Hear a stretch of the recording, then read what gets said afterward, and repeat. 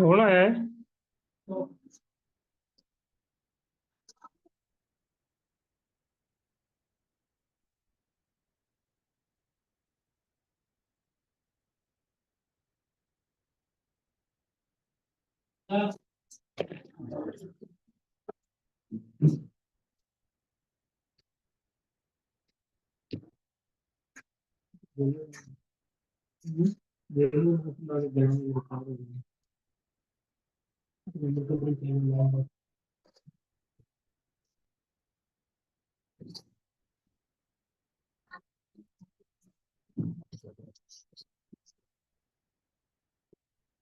کیا کر رہے ہیں؟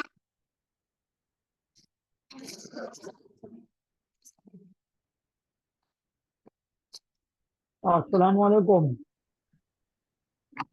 وعلیکم السلام ورحمۃ اللہ وبرکاتہ. شبیر بھائی یہ آج نمبر آپ کا ہے نا ٹیچر ماسٹر کا؟ جی جی جی بس صحیح ہے، شکریہ.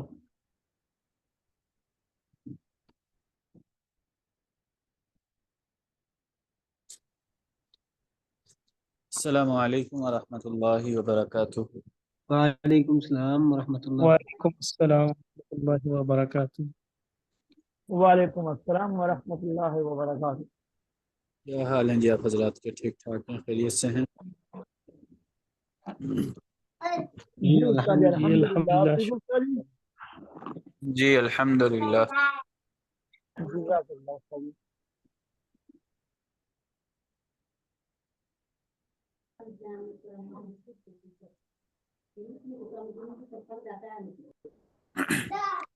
جی کس نے پڑھنا ہے آج؟ جی استاد جی میں نے پڑھنا ہے. جی جی یہ ہے صفحہ نمبر 13 سے. حکم الماء الذی اختلط به شیء طاہر. جی ٹھیک ہے. ایسے پانی کے بارے میں حکم کیا ہے جس میں کوئی چیز مل جائے اور وہ طاہر بھی ہو. جی اذا اختلط بالماء شیء طاہر کالصابون. اذا اختلط یعنی کہ جب ملاوٹ ہو جائے یا مل جائے پانی کے ساتھ کوئی بھی چیز، طاہر پاک ہو وہ. آگے اس کی مثال میں ہے جیسے کا صابون، صابن ہو گیا، والدقیق آٹا ہو گیا، والزعفران یہ زعفران ہو گیا یا زعفران کے کوئی رنگ یا اس کا پانی. ولم یکن ھذا الذی اختلط به غالبا. ولم یکن ھذا الذی یعنی کہ یہ جو چیزیں جو اس میں مل رہی ہیں اگر یہ غالب نہیں آ رہی ہیں، یعنی کہ ان کی کثرت پانی پہ زیادہ نہیں ہے یا یہ اس کی 50% سے زیادہ نہیں ہے. فذلک الماء طاہر، پس یہ والا پانی جو ہوگا یہ پاک ہوگا. وتحصل به الطہارۃ، اور اس پانی سے طہارت حاصل کرنا صحیح ہے. ٹھیک ہے. جی ٹھیک ہو گیا. جی بالکل. کوئی بھی پاک چیز مل جائے لیکن پانی کی مقدار سے کم ہو، پانی کے اوپر غالب نہ آئے تو غالب نہ ہو. جی بالکل. وہ پانی جو ہے پاک ہی شمار ہوگا اور اس سے پاکی بھی حاصل کی جا سکتی ہے. جی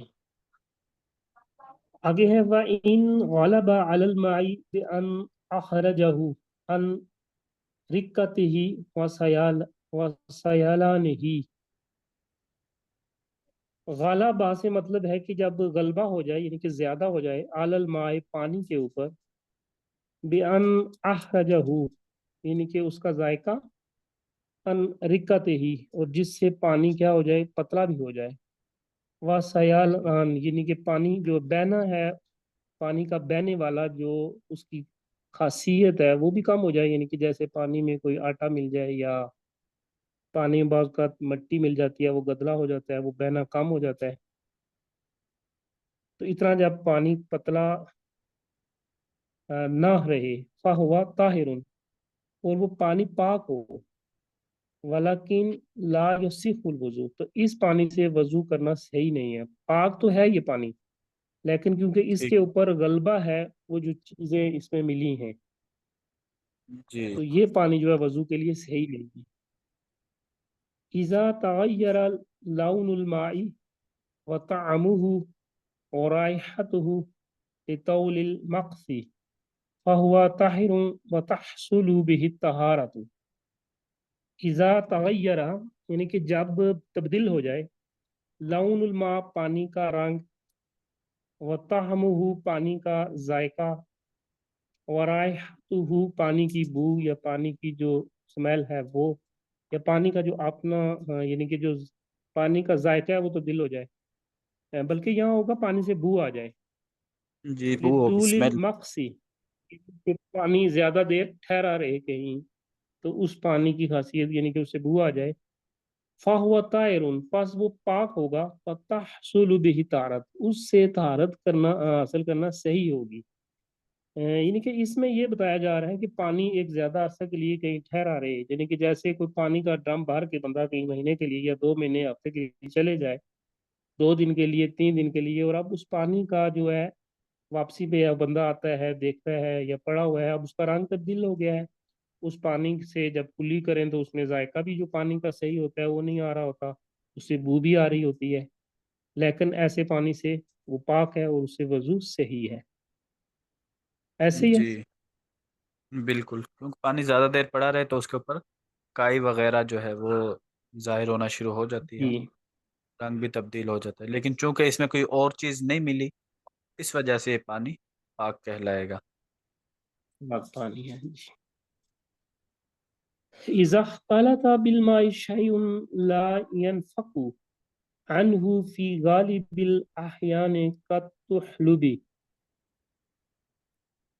اذا اختلط بالماء شيء یعنی کہ پانی کے ساتھ جب کوئی چیز مل جائے لا ينفك عنه یعنی کہ وہ چیز پانی سے ہے بھی جدا ہے فی غالب لا وہ پانی میں لا غالب ہے ينفک یا اس کی زیادہ ہے.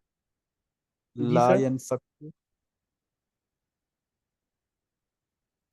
لا ينفکو کا مطلب یعنی کہ جو چیز پانی سے ملی ہے وہ پانی سے جدا ہے اس میں مکمل جیسے مایا کی شکل نہیں ہے کوئی اور پانی کی شکل میں نہیں ہے اس سے علیحدہ ہے.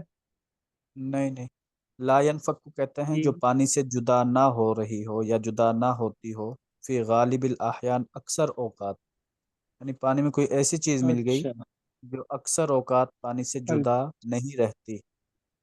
نہ ہوتی ہو جیسے وہ سبزہ پانی کے اوپر آ جاتا ہے جس کو الجی بولتے ہیں سائنسٹیفکلی وہ گرین سبز طے بنی ہوتی ہے بالکل جی پانی کے اوپر جیسے گرین کارپٹ بچھی ہو ایسے سبزی سبز چیز کوئی بھی گھاس ہو گیا یا کوئی اس طرح کی چیز ایسے ہی ہوگا وہ پانی کے ساتھ ملی ہو اور وہ پانی سے علیحدہ نہ ہو. ووارے کی شجرے یا کوئی درخت ہیں درخت کے فاقہتین یعنی کہ درخت کے پھل یا پتے ورق الشجر, اکثر ورق ورق وارا کسے بولتے وارا کی شجرے یہ درخت کے پتے ہوں گے ہیں؟ جی درخت کے پتے. پتے تو والفاقہتی اور درخت کے پھل فذالک الماء طاہر پس یہ پانی جو ہے پاک ہوگا وتحصل به طہارت اور اس سے وضو کرنا بھی طہارت حاصل کرنا صحیح ہے.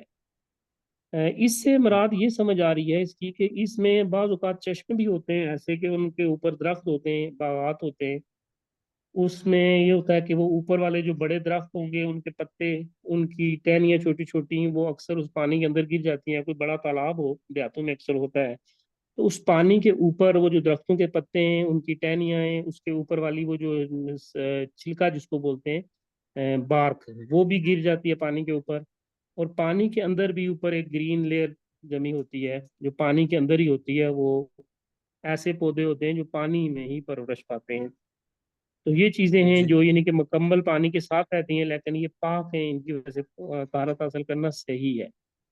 ایسے ہی ہے. جی بالکل ٹھیک ہوگا. اذا اختلط بالماء شيء مائع له وصفان كاللبن فإن في اللبن لونا وطعما ولا رائحة فيه. اس جب پانی کے ساتھ کوئی ایسی چیز مل جائے माए उन, इससे क्या मुराद होगा? जो पानी ना हो या पानी ही की हो चीज? जो बहने वाली हो, माए हो, माया हो।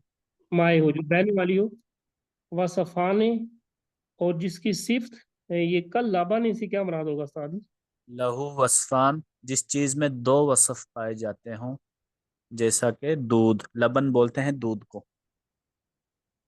जी। फ़इन्न फी लबने लौनन व तअमन,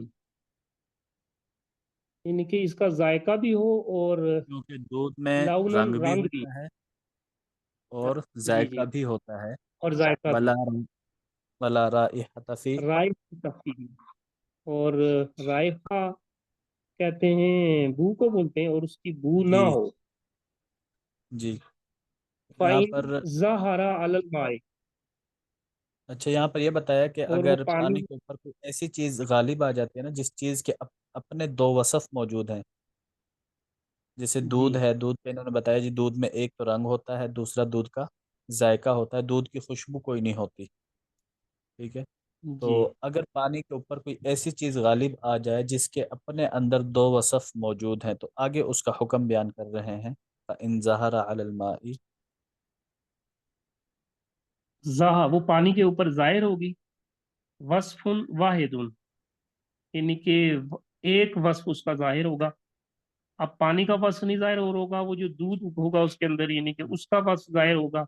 उसका रंग भी सफेद होगा, जैसे वो दूध में लस्सी बनाई जाती है। जी।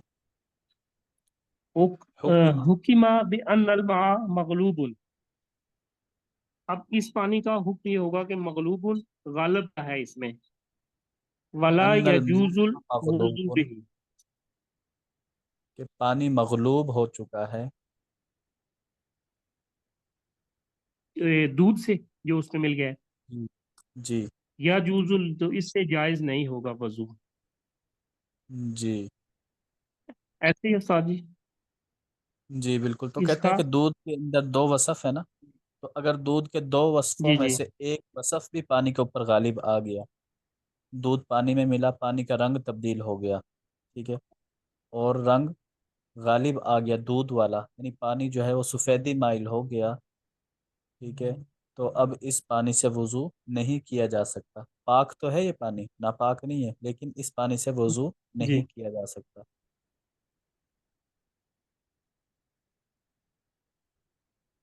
जी आगे।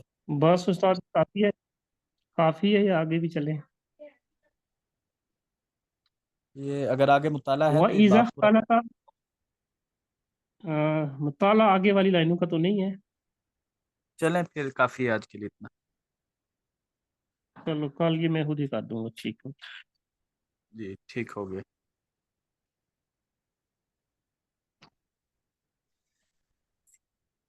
जी। अदबुल मुफरद।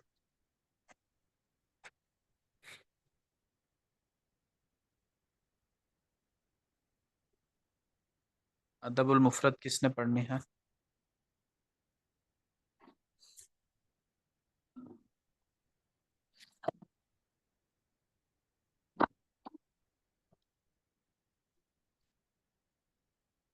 जी, किसी के ज़िम्मे लगाया था या मैं खुद पढ़ लूँ? अस्सलाम वालेकुम उस्ताद जी। वालेकुम अस्सलाम वरहमतुल्लाह। उस्ताद जी जिसके जिम्मे लगाया तो अटेंडेंस आज गैर हाजिर एब्सेंट है उस्ताद जी। चलें ठीक हो गया। जी।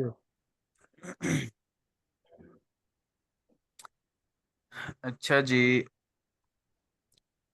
इसमें हमने पढ़ना है अदबुल मुफरद में, हदीस नंबर है 965। अन अबी मूसा अन्नहु काना मअन नबी सल्लल्लाहु अलैहि वसल्लम फी हाइतिन मिन हितानिल मदीनती। यहाँ से पढ़ना है। हज़रत अबू मूसा अशअरी रज़ी अल्लाह तआला अन्हु फरमाते हैं कि मैं एक मर्तबा आप सल्लल्लाहु अलैहि वसल्लम के साथ था।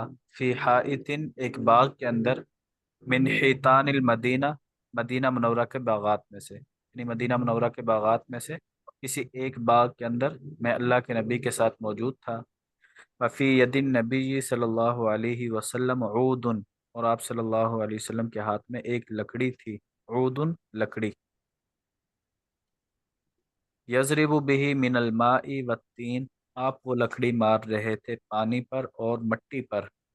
फजाअ रजुलन यस्तफ्तिहु, तो एक आदमी आया और दरवाज़ा खोलने लगा।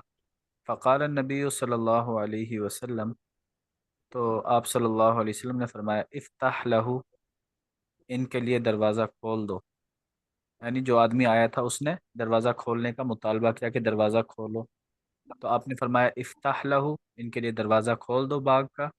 वबश्शिर हो बिल जन्ना, और इनको जन्नत की खुशखबरी भी दे दो।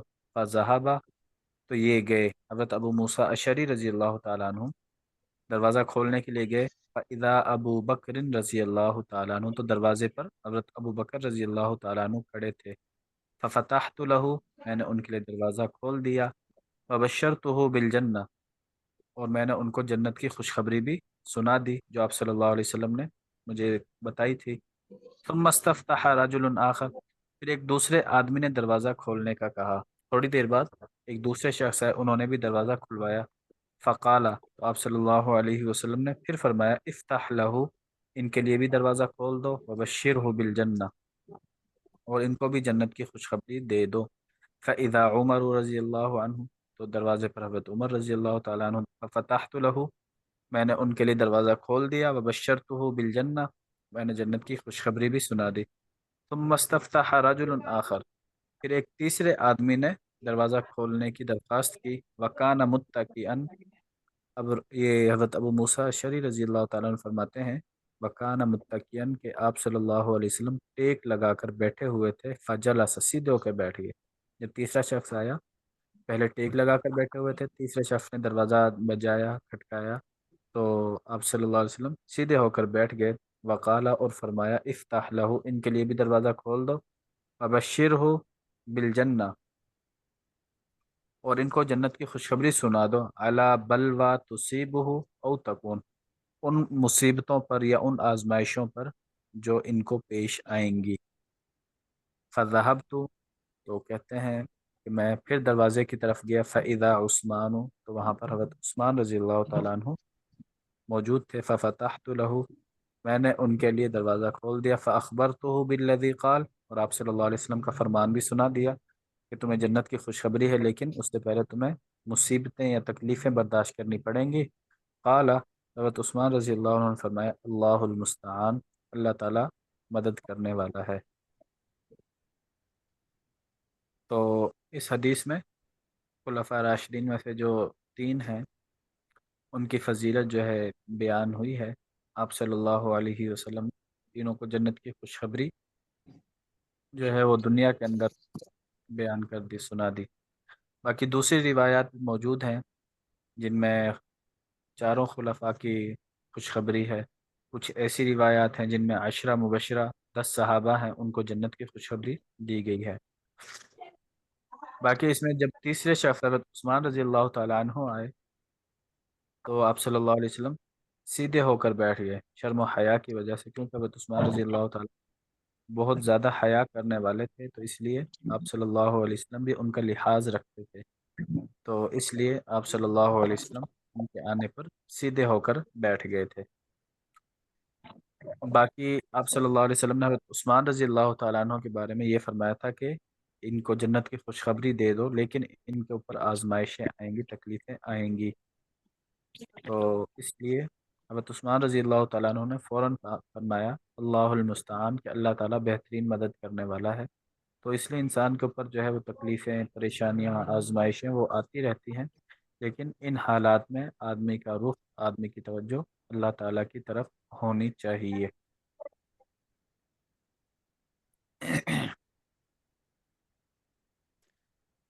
अगला बाब है बाबु मुसाफ़हतिस सिबियान, बच्चों से मुसाफ़हा करना।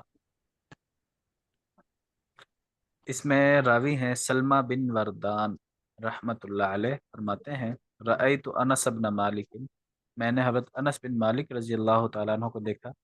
युसाफ़िहुन्नास, वो लोगों से मुसाफ़हा कर रहे थे। फ़सअलनी मन अंता, उन्होंने मुझसे पूछ लिया कि तुम कौन हो। फ़कुल्तु मौलन लिबनी लईस, तो मैंने कहा जी मैं बनु लैस का ग़ुलाम हूँ।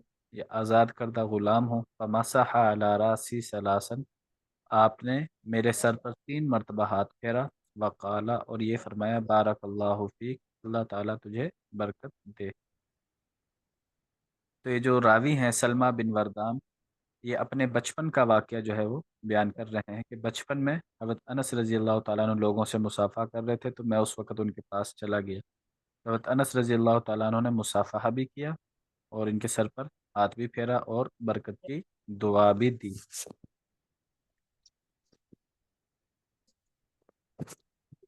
اگلا باب ہے باب المصافحہ، مصافحہ کرنے کا۔ پچھلا تھا بچوں کے ساتھ مصافحہ کرنا، تو حضرت سلمہ بن وردان چونکہ بچے تھے تو پچھلی روایت میں بچوں سے مصافحہ کرنا ثابت ہو گیا۔ اب آگے جو ہے مطلقاً مصافحہ کرنے کی بیان ہے۔ یہ روایت بھی حضرت انس بن مالک رضی اللہ تعالیٰ عنہ سے ہے، فرماتے ہیں لما جاء اہل الیمن، جب یمن کے لوگ آئے، قال النبی صلی اللہ علیہ وسلم، تو آپ صلی اللہ علیہ وسلم نے فرمایا قد اقبل اہل الیمن، کہ یمن کے لوگ آ چکے ہیں، وہم ارق قلوبا، اور ان کے دل سب سے زیادہ نرم ہیں، منکم، تم میں سے، یعنی تم میں سب سے زیادہ نرم دل وہ اہل یمن کے ہیں۔ فہم اول من جاء بالمصافحہ، یہ پہلے لوگ ہیں جنہوں نے مصافحہ کو رائج کیا۔ ٹھنڈا کدھر ہے وہ؟ یہ مائک بند کر، مائک کس کا اوپر ہے؟ اچھا جی، اس سے اگلی حدیث میں حضرت برا بن عازب رضی اللہ تعالیٰ عنہ فرماتے ہیں من تمام التحیتی، سلام کا پورا ہونا، وہ اس بات کو بھی شامل ہے ان تصافح اخاکا، کہ تم اپنے بھائی سے مصافحہ بھی کرو۔ یعنی ایک تو ہے صرف زبانی کلامی سلام کر لیا، السلام علیکم وعلیکم السلام، اس سے سلام مکمل نہیں ہوتا، بلکہ سلام اس وقت مکمل ہوتا ہے کہ زبان سے آدمی السلام علیکم کہے اور آدمی اپنے ہاتھ کو ملائے، مصافحہ بھی کرے، تو اس سے مکمل جو ہے وہ سلام ہوتا ہے۔ باقی آپ صلی اللہ علیہ وسلم نے جو پچھلی روایت تھی اہل یمن کے بارے میں فرمایا کہ یہ پہلے لوگ ہیں جنہوں نے مصافحے کو رواج دیا، تو اس کا یہ مطلب ہے کہ ان کے آنے سے پہلے جو ہے لوگ مصافحہ کرتے تھے، لیکن اتنا زیادہ رواج نہیں تھا، صرف زبانی سلام کرتے تھے، مصافحہ کرنے کا اتنا زیادہ رواج نہیں تھا۔ لیکن جو یمن کے لوگ تھے ان میں مصافحہ کرنا، ہاتھ ملانے کا بہت زیادہ رواج تھا، تو ان کی وجہ سے آہستہ آہستہ یہ رواج جو ہے وہ مدینہ منورہ کے اندر بھی پھیل گیا۔ تو آپ صلی اللہ علیہ وسلم نے ان کی تعریف فرمائی کہ یہ پہلے لوگ ہیں جنہوں نے مصافحے کو رواج دیا، اس سے پہلے تھا تو صحیح مصافحہ لیکن بہت کم تھا۔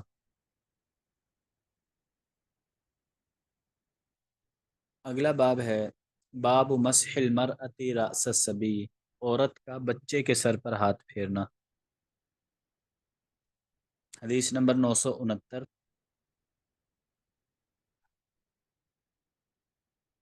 یہ ہے جی مرزوق ثقفی رحمۃ اللہ علیہ فرماتے ہیں حدثنی ابی، میرے والد نے مجھے حدیث بیان کی ہے، وکان لعبد اللہ بن زبیر فاخذہ الحجاج، یہ حضرت عبداللہ بن زبیر کے خادم تھے، ان کو حجاج نے پکڑ لیا تھا، قید کر لیا تھا۔ قالا، وہ کہتے ہیں کان عبداللہ بن زبیر بعثنی الی امہ اسماء بنت ابی بکرین، کہ مجھے حضرت عبداللہ بن زبیر نے اپنی والدہ حضرت اسماء بن ابی بکر کے پاس بھیجا، فاخبرها بما يعاملهم حجاج، تاکہ میں ان کو جا کر بتاؤں کہ حجاج نے ہمارے ساتھ کیا معاملہ کیا، کیونکہ یہ خادم تھے، حجاج نے ان کو قید کر لیا تھا، جب یہ قید سے چھوٹ کر آئے تو حضرت عبداللہ بن زبیر نے ان کو اپنی والدہ کے پاس بھیجا تاکہ ان کی والدہ کو جا کر بتائیں کہ حجاج نے ان کے ساتھ کیا سلوک کیا، وتدعو لی، اور تاکہ وہ میرے لیے دعا بھی کریں۔ آگے کہتے ہیں وتمسح رأسی، اور انہوں نے میرے سر پر ہاتھ بھی پھیرا، وَأَنَا يَوْمَئِذٍ وَصِيفٌ، اور میں ان دنوں میں بالغ ہونے کے قریب قریب تھا، یعنی نابالغ بچے تھے، تو ان کے سر پر حضرت اسماء بنت ابی بکر، حضرت عائشہ رضی اللہ تعالیٰ عنہ کی بہن حضرت اسماء رضی اللہ تعالیٰ عنہ، انہوں نے ان کے سر پر ہاتھ بھی پھیرا، برکت کی دعا بھی کی، تو اس سے پتہ چلا کہ عورت جو ہے وہ کسی بچے کے سر پر بھی ہاتھ پھیر سکتی ہے۔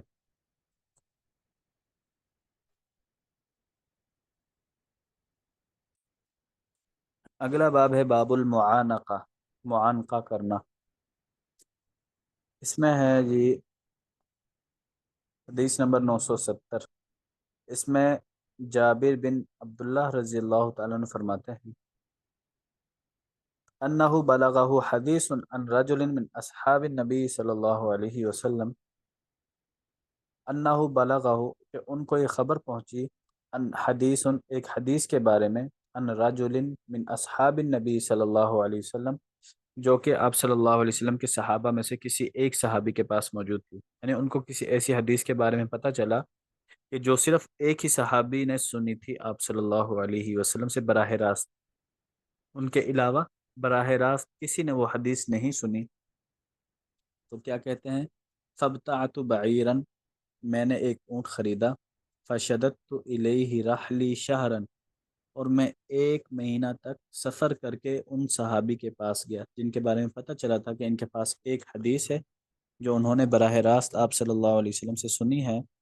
تو حضرت جابر بن عبداللہ رضی اللہ تعالیٰ عنہ نے ایک اونٹ خریدا اور ایک مہینے کا سفر کر کے ان صحابی کے پاس پہنچ گئے، حتیٰ قدمت الشام، شام پہنچ گئے، فاذا عبداللہ ابن انیس، تو وہ جو صحابی تھے جنہوں نے وہ حدیث سنی تھی ان کا نام حضرت عبداللہ بن انیس رضی اللہ تعالیٰ عنہ تھے۔ فبعثت الیہ، تو یہ ان کے دروازے پر پہنچ گئے۔ حضرت جابر رضی اللہ تعالیٰ عنہ کہتے ہیں فبعثت الیہ، میں نے ان کو پیغام بھیجا، ان جابرا بالباب، کہ جابر دروازے پر کھڑا ہے۔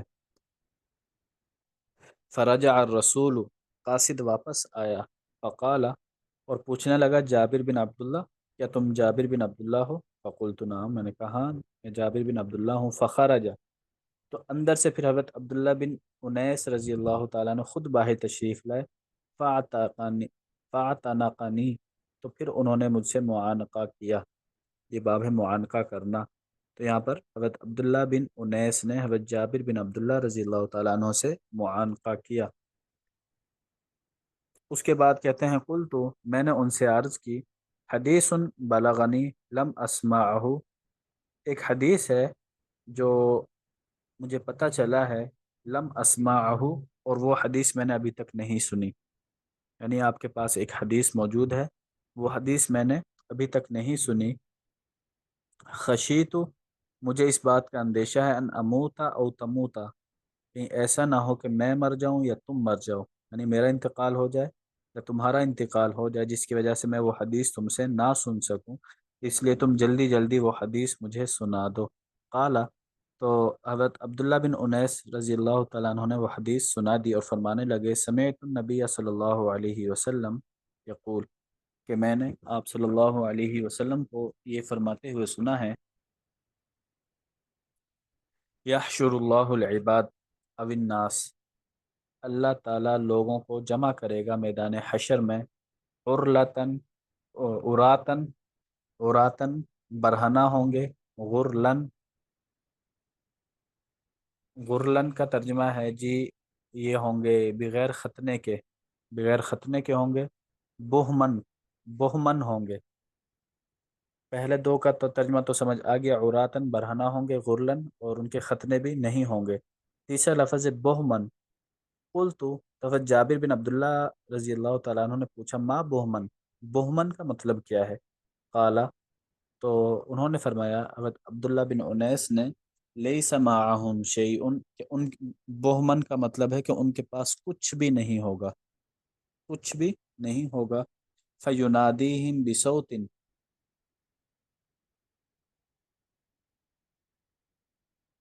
پھر اللہ تعالیٰ ان کو آواز دے گا، یسمعہ من بعد، اس کو دور والے لوگ بھی اسی طرح سنیں گے، احسبہ قال کما یسمعہ من قرب، کہ جیسا کہ قریب والے لوگ، یعنی اللہ تعالیٰ لوگوں کو مخاطب کر کے پکارے گا، اور اللہ تعالیٰ کی آواز جس طرح قریب والا شخص سنے گا اسی طرح دور والا شخص بھی اسی طریقے سے سنے گا۔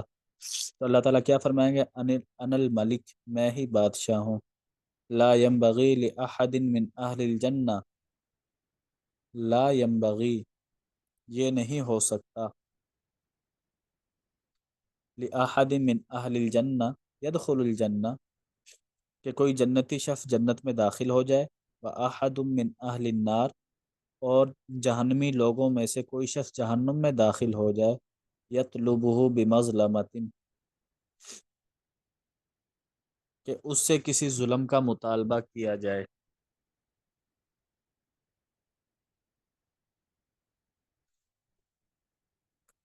لا ينبغي لأحد من أهل الجنة يدخل الجنة وأحد من أهل النار يطلبه بمظلمة کہ جنتی شخص اس وقت تک جنت میں داخل نہیں ہو سکتا جب تک کہ جہنمی لوگوں میں سے کسی کا حق اس کے اوپر باقی ہے. ٹھیک ہے، یعنی سب سے پہلے جب یہ جنت میں داخل ہونے لگے گا جنتی شخص، تو اللہ تعالیٰ جہنمی لوگوں سے پوچھیں گے کیا تم میں سے کسی نے اس آدمی سے کوئی حق وصول کرنا ہے، کسی ظلم کا بدلہ لینا ہے. بمظلمہ ظلم کا بدلہ، تو ظلم کا بدلہ لینا ہے تو پہلے اس کے اوپر سے سارے بدلے دیے جائیں گے، دلوائے جائیں گے جن لوگوں نے بدلے لینے ہیں. اس کے بعد جنتی شخص جنت میں داخل ہو سکتا ہے. ولا ينبغي لأحد من أهل النار يدخل النار وأحد من أهل الجنة يطلبه بمظلمة. ولا ينبغي اور یہ بھی نہیں ہو سکتا لأحد من أهل النار کہ جہنمی لوگوں میں سے کوئی شخص يدخل النار جہنم میں داخل ہو جائے وأحد من أهل الجنة اور جنتی لوگوں میں سے کوئی شخص اس سے مطالبہ کرے بمظلمت ظلم کے بدلے کا.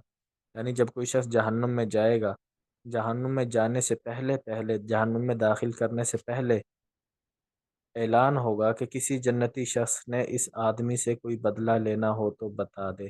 جنتی لوگوں کا بدلہ مکمل ہو جائے گا، اس کے بعد اس شخص کو جہنم میں داخل کیا جائے گا. یہ حدیث انہوں نے سنائی حضرت عبداللہ بن انیس رضی اللہ تعالیٰ عنہ نے. تو حضرت جابر رضی اللہ عنہ فرماتے ہیں میں نے پوچھا وکیفا یہ کیسے ہوگا، وَإِنَّمَا نَأْتِ اللَّهَ عُرَاةً بُهْمًا حالانکہ ہم تو اللہ تعالیٰ کے سامنے اس حالت میں پیش ہوں گے کہ ہم برہنہ ہوں گے، ہمارے پاس کوئی چیز نہیں ہوگی.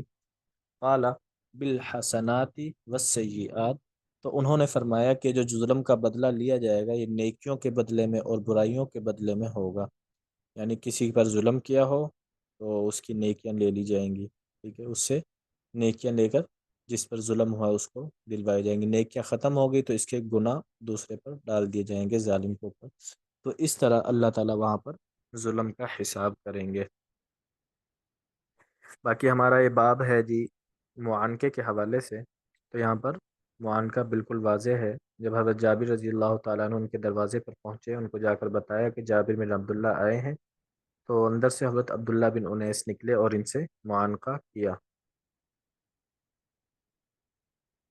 اچھا جی، باقی اس سے یہ بھی معلوم ہوا کہ اگر کوئی عام شخص ہے، ویسے ہے ٹھیک ہے، دور سے نہیں آیا تو اس سے بندہ سلام پر بھی اکتفا کر سکتا ہے.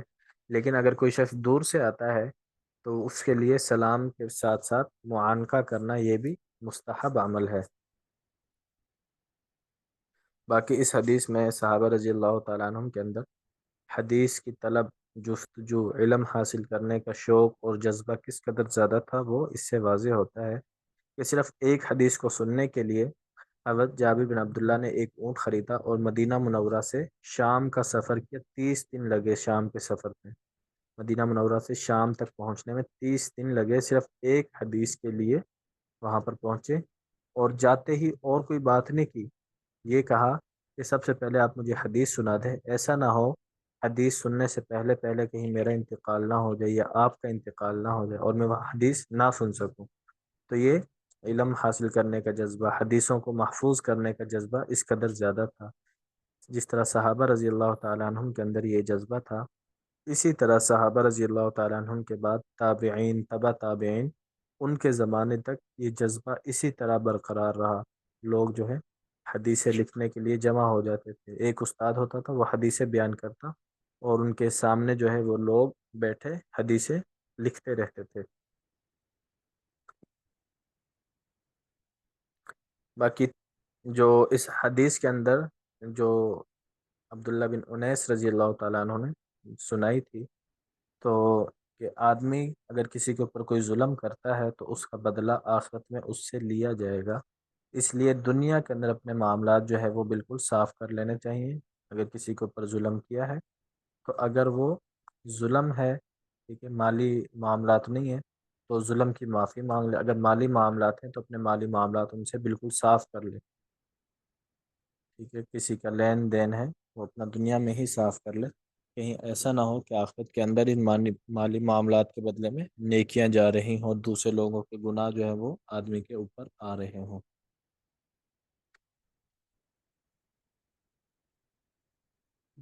یہاں تک سمجھ آ گیا جی آپ حضرات کو؟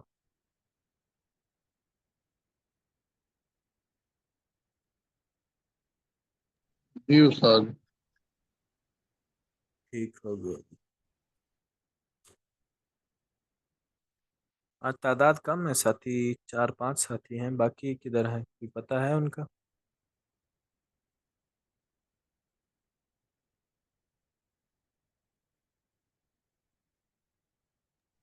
آج کو سیلری ٹائم بھی چینج ہوا ہے نا، اس وجہ سے بھی شاید. صحیح.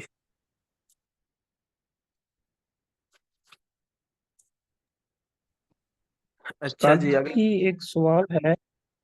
جی جی جیسے وہ پیچھے تھا کہ وہ بچہ ابھی بالغ نہیں ہوا تھا اور حضرت اسماء رضی اللہ عنہا کے سر پہ ہاتھ پھیر دیا، اس طرح سے خواتین کا نامحرم جو مثلا کوئی استاد ہے یا ایک تو محرم رشتے ہیں، اس کا چچا یا ماموں ہے، وہ تو سر پہ ہاتھ رکھ سکتا ہے.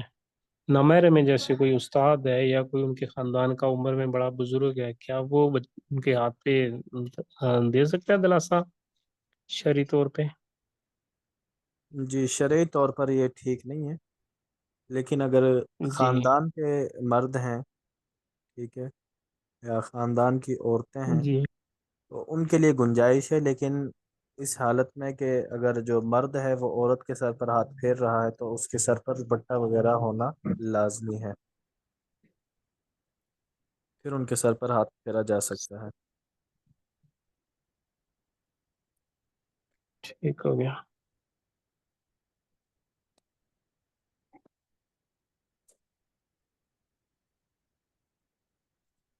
اچھا جی، اگلا باب ہے باب الرجل یقبل ابنتہ. آدمی اپنی بیٹی کا بوسہ لے سکتا ہے.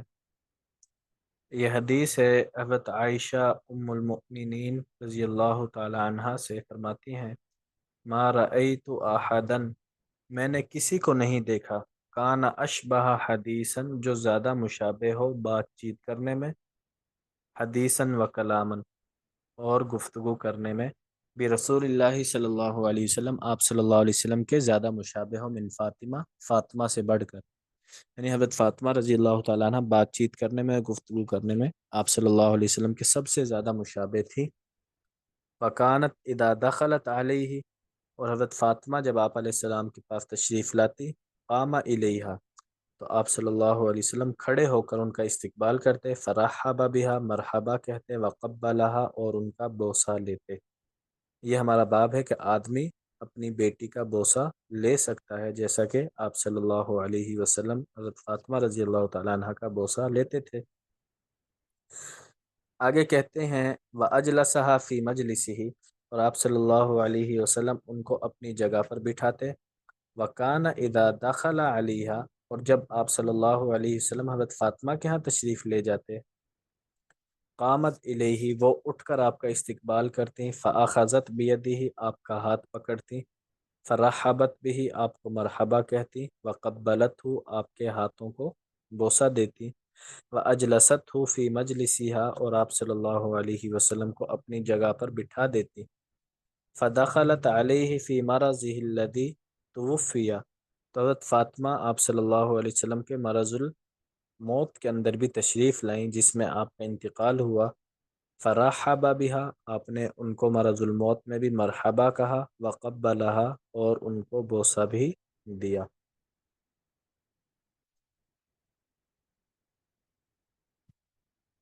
تو آدمی کو کوشش کرنی چاہیے کہ بات چیت کے اندر، کلام کے اندر جتنا ہو سکے آپ صلی اللہ علیہ وسلم کی مشابہت اختیار کرے.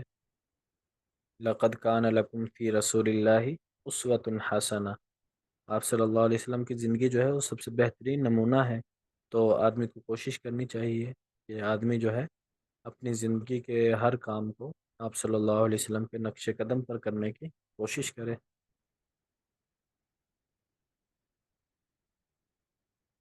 اگلا باب ہے باب تقبیل الید، ہاتھوں کو بوسہ لینا، ہاتھوں کو چومنا۔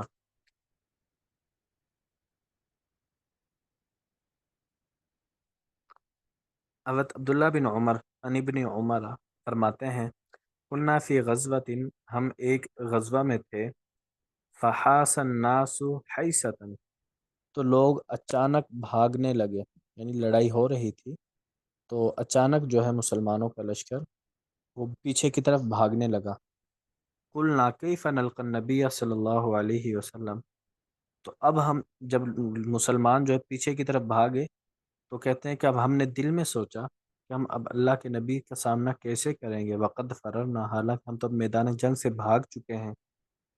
فنزلت، تو قرآن پاک کی یہ آیت نازل ہو گئی، الا متحرفا لقتال،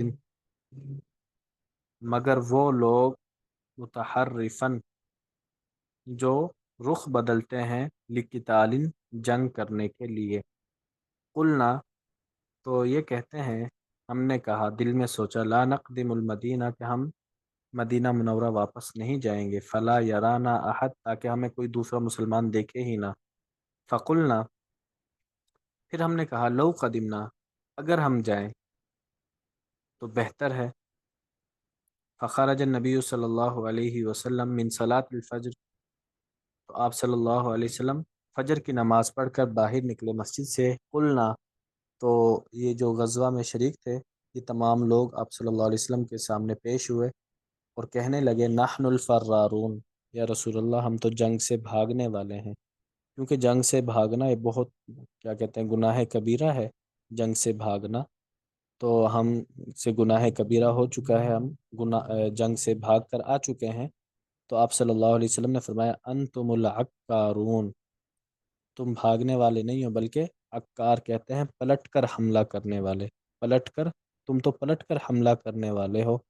فقبلنا یدہ، پھر ہم نے آپ صلی اللہ علیہ وسلم کے ہاتھ کو بوسہ دیا، یہی ہمارا باب ہے، ہاتھوں کو بوسہ دینا۔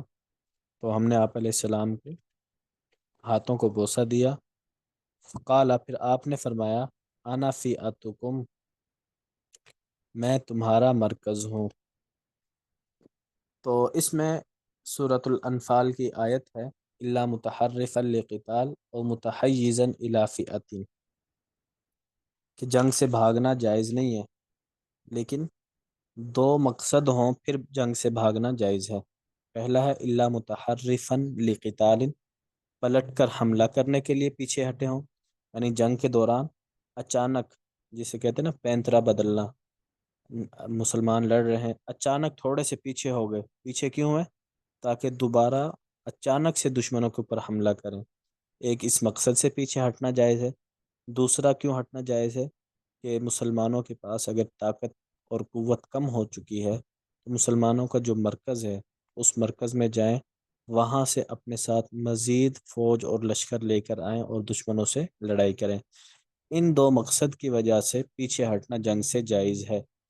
تو صحابہ رضی اللہ تعالیٰ عنہم جو اس غزوے میں شریک تھے، غزوہ موتا کا قصہ ہے غالباً، تو وہ یہ سمجھے کہ ہم تو جنگ سے بھاگنے والے ہیں، تو آپ صلی اللہ علیہ وسلم نے فرمایا کہ تم جنگ سے بھاگنے والے نہیں ہو، تم تو اس لیے واپس آئے ہو تاکہ تم دوبارہ پلٹ کر حملہ کر سکو۔ جو جنگ سے بھاگنے والے لوگوں کی وعید ہے کہ وہ گناہ کبیرہ کرنے والے ہیں، تم لوگ اس وعید میں شامل نہیں ہو۔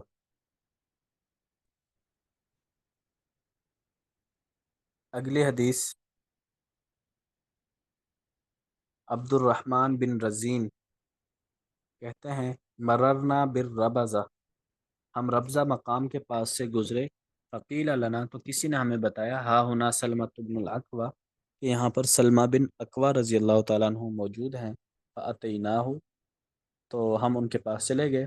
عبد الرحمن بن یزید رزین جو ہیں یہ تابعی ہیں، تو کہتے ہیں کہ ہم ان کے پاس چلے گئے سلمہ بن اکوع رضی اللہ تعالیٰ عنہ کے پاس، فسلمناہ، ہم نے جا کر سلام کیا، فاخرج یدیہ، انہوں نے اپنے دونوں ہاتھ نکالے، فقال، اور کہنے لگے بایعت بہاتین، میں نے ان دو ہاتھوں سے بیعت کی ہے نبی اللہ صلی اللہ علیہ وسلم، آپ صلی اللہ علیہ وسلم سے۔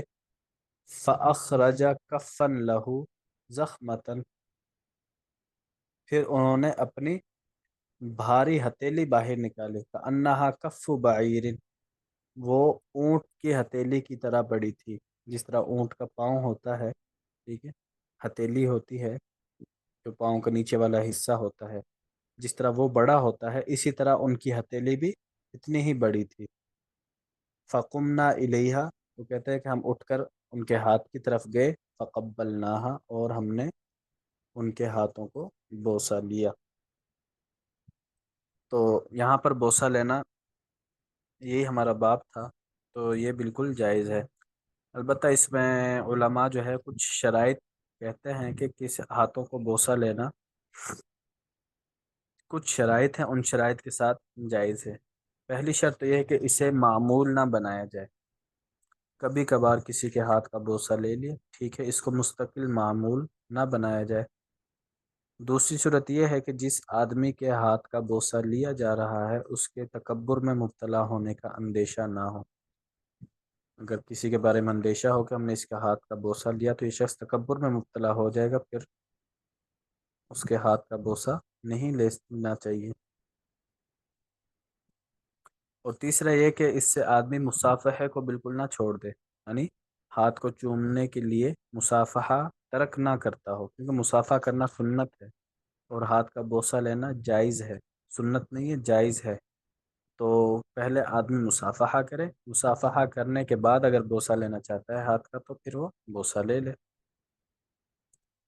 اس سے اگلی حدیث حضرت قال ثابت لانس، یہ حضرت ثابت رحمۃ اللہ علیہ انہوں نے حضرت انس رضی اللہ تعالیٰ عنہ سے کہا، امسست النبی صلی اللہ علیہ وسلم بیدک، کیا تم نے اپنے ہاتھوں سے اللہ کے نبی کو چھوا ہے؟ قال نعم، انہوں نے کہا جی ہاں۔ فقبلہا، تو پھر انہوں نے حضرت انس رضی اللہ تعالیٰ عنہ کا ہاتھ چوم لیا۔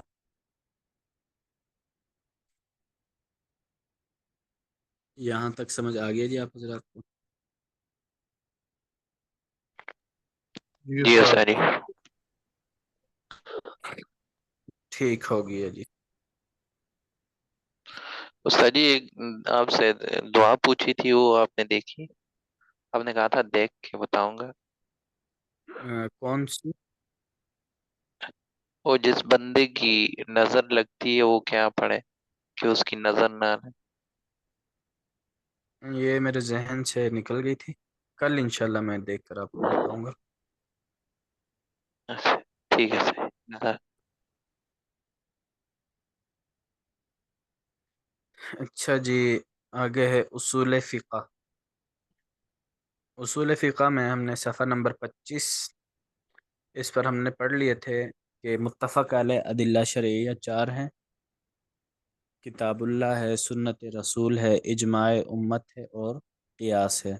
یہ 4 چیزیں ہم نے پڑھ لی تھی، یعنی ان کو تمام کے تمام لوگ، پوری کی پوری امت ان کو دلیل مانتی ہے، کتاب اللہ کو بھی، سنت کو بھی، اجماع کو بھی، قیاس کو بھی۔ اب آگے ہیں مختلف فی ادلہ شرعیہ 7 ہیں، مختلف فی مطلب جن کو پوری امت مسلمہ دلیل نہیں مانتی، بلکہ کچھ فقہا، کچھ علماء دلیل مانتے ہیں، احناف دلیل مانتے ہیں، یہ نیچے جو 7 چیزیں ہیں، کچھ لوگ ان کو دلیل نہیں مانتے، کچھ دوسرے ائمہ ہیں، امام ہیں، وہ ان کو دلیل نہیں مانتے۔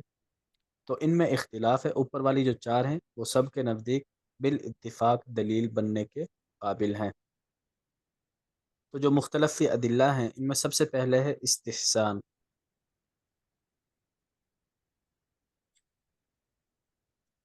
استحسان کہتے ہیں جس میں عام قاعدہ کلیہ تو کوئی اور لگ رہا ہو، قاعدہ کلیہ کوئی اور لگ رہا ہو، لیکن وہاں پر اس عام قاعدے کلیے کو چھوڑ کر کوئی خصوصی حکم لگا دیا جائے۔ جیسے جی مثال کے طور پر کہا جاتا ہے جی یہ گھر ہے، شادی والا گھر ہے، اس گھر میں جو بھی آئے گا اس کے پاس دعوت نامہ ہونا ضروری ہے، ٹھیک ہے، دعوت نامہ ہوگا تو وہ اس گھر میں داخل ہو سکتا ہے۔ لیکن کچھ لوگ ایسے بھی ہوتے ہیں ان کے پاس دعوت نامہ نہیں بھی ہوتا، پھر بھی ہم کہتے ہیں کہ ان کو گھر میں آنے دو، یہ مستثنیٰ ہے اس دعوت نامے سے۔ تو استحسان کی مثال بھی آپ ایسے ہی سمجھ لیں کہ ایک عمومی قاعدہ کلیہ ہوتا ہے، لیکن کبھی کبھار اس عمومی قاعدے کلیے کو چھوڑ کر کوئی دوسرا قاعدہ کلیہ اپنا لیا جاتا ہے۔ جیسے یہ شادی والی مثال ہے کہ جو بھی کارڈ والا ہوگا، جس کے پاس دعوت نامہ ہوگا، وہ گھر میں داخل ہو سکتا ہے، لیکن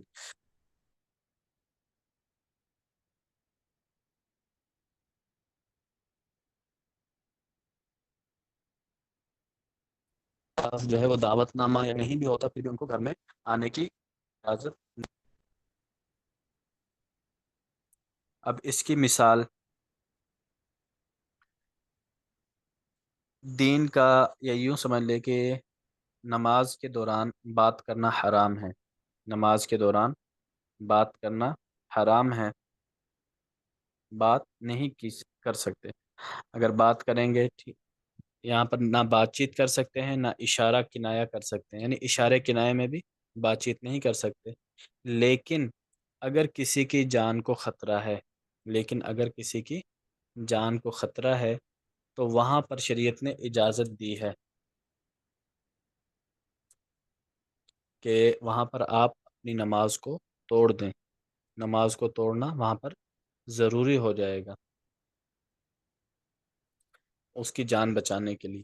عام حالات کیا ہیں؟ عام حالات یہ ہیں کہ نماز کو نہ توڑا جائے، نماز میں بات چیت نہ کی جائے۔ لیکن مثال کے طور پر ایک نابینا شخص جا رہا ہے، سامنے اس کے کنواں آ گیا ہے یا گڑھا آ گیا ہے، اس میں گر کر تکلیف کا اندیشہ ہے یا اس کے مرنے کا اندیشہ ہے، یا سامنے آگ جل رہی ہے، اس کو پتہ نہیں ہے، تو یہاں پر شریعت کہتی ہے کہ تم اپنی نماز کو چھوڑ دو، بلکہ یہاں پر تم اس شخص کی جان بچاؤ۔ یہاں پر شریعت نے نماز کو توڑنے کا حکم دے دیا ہے۔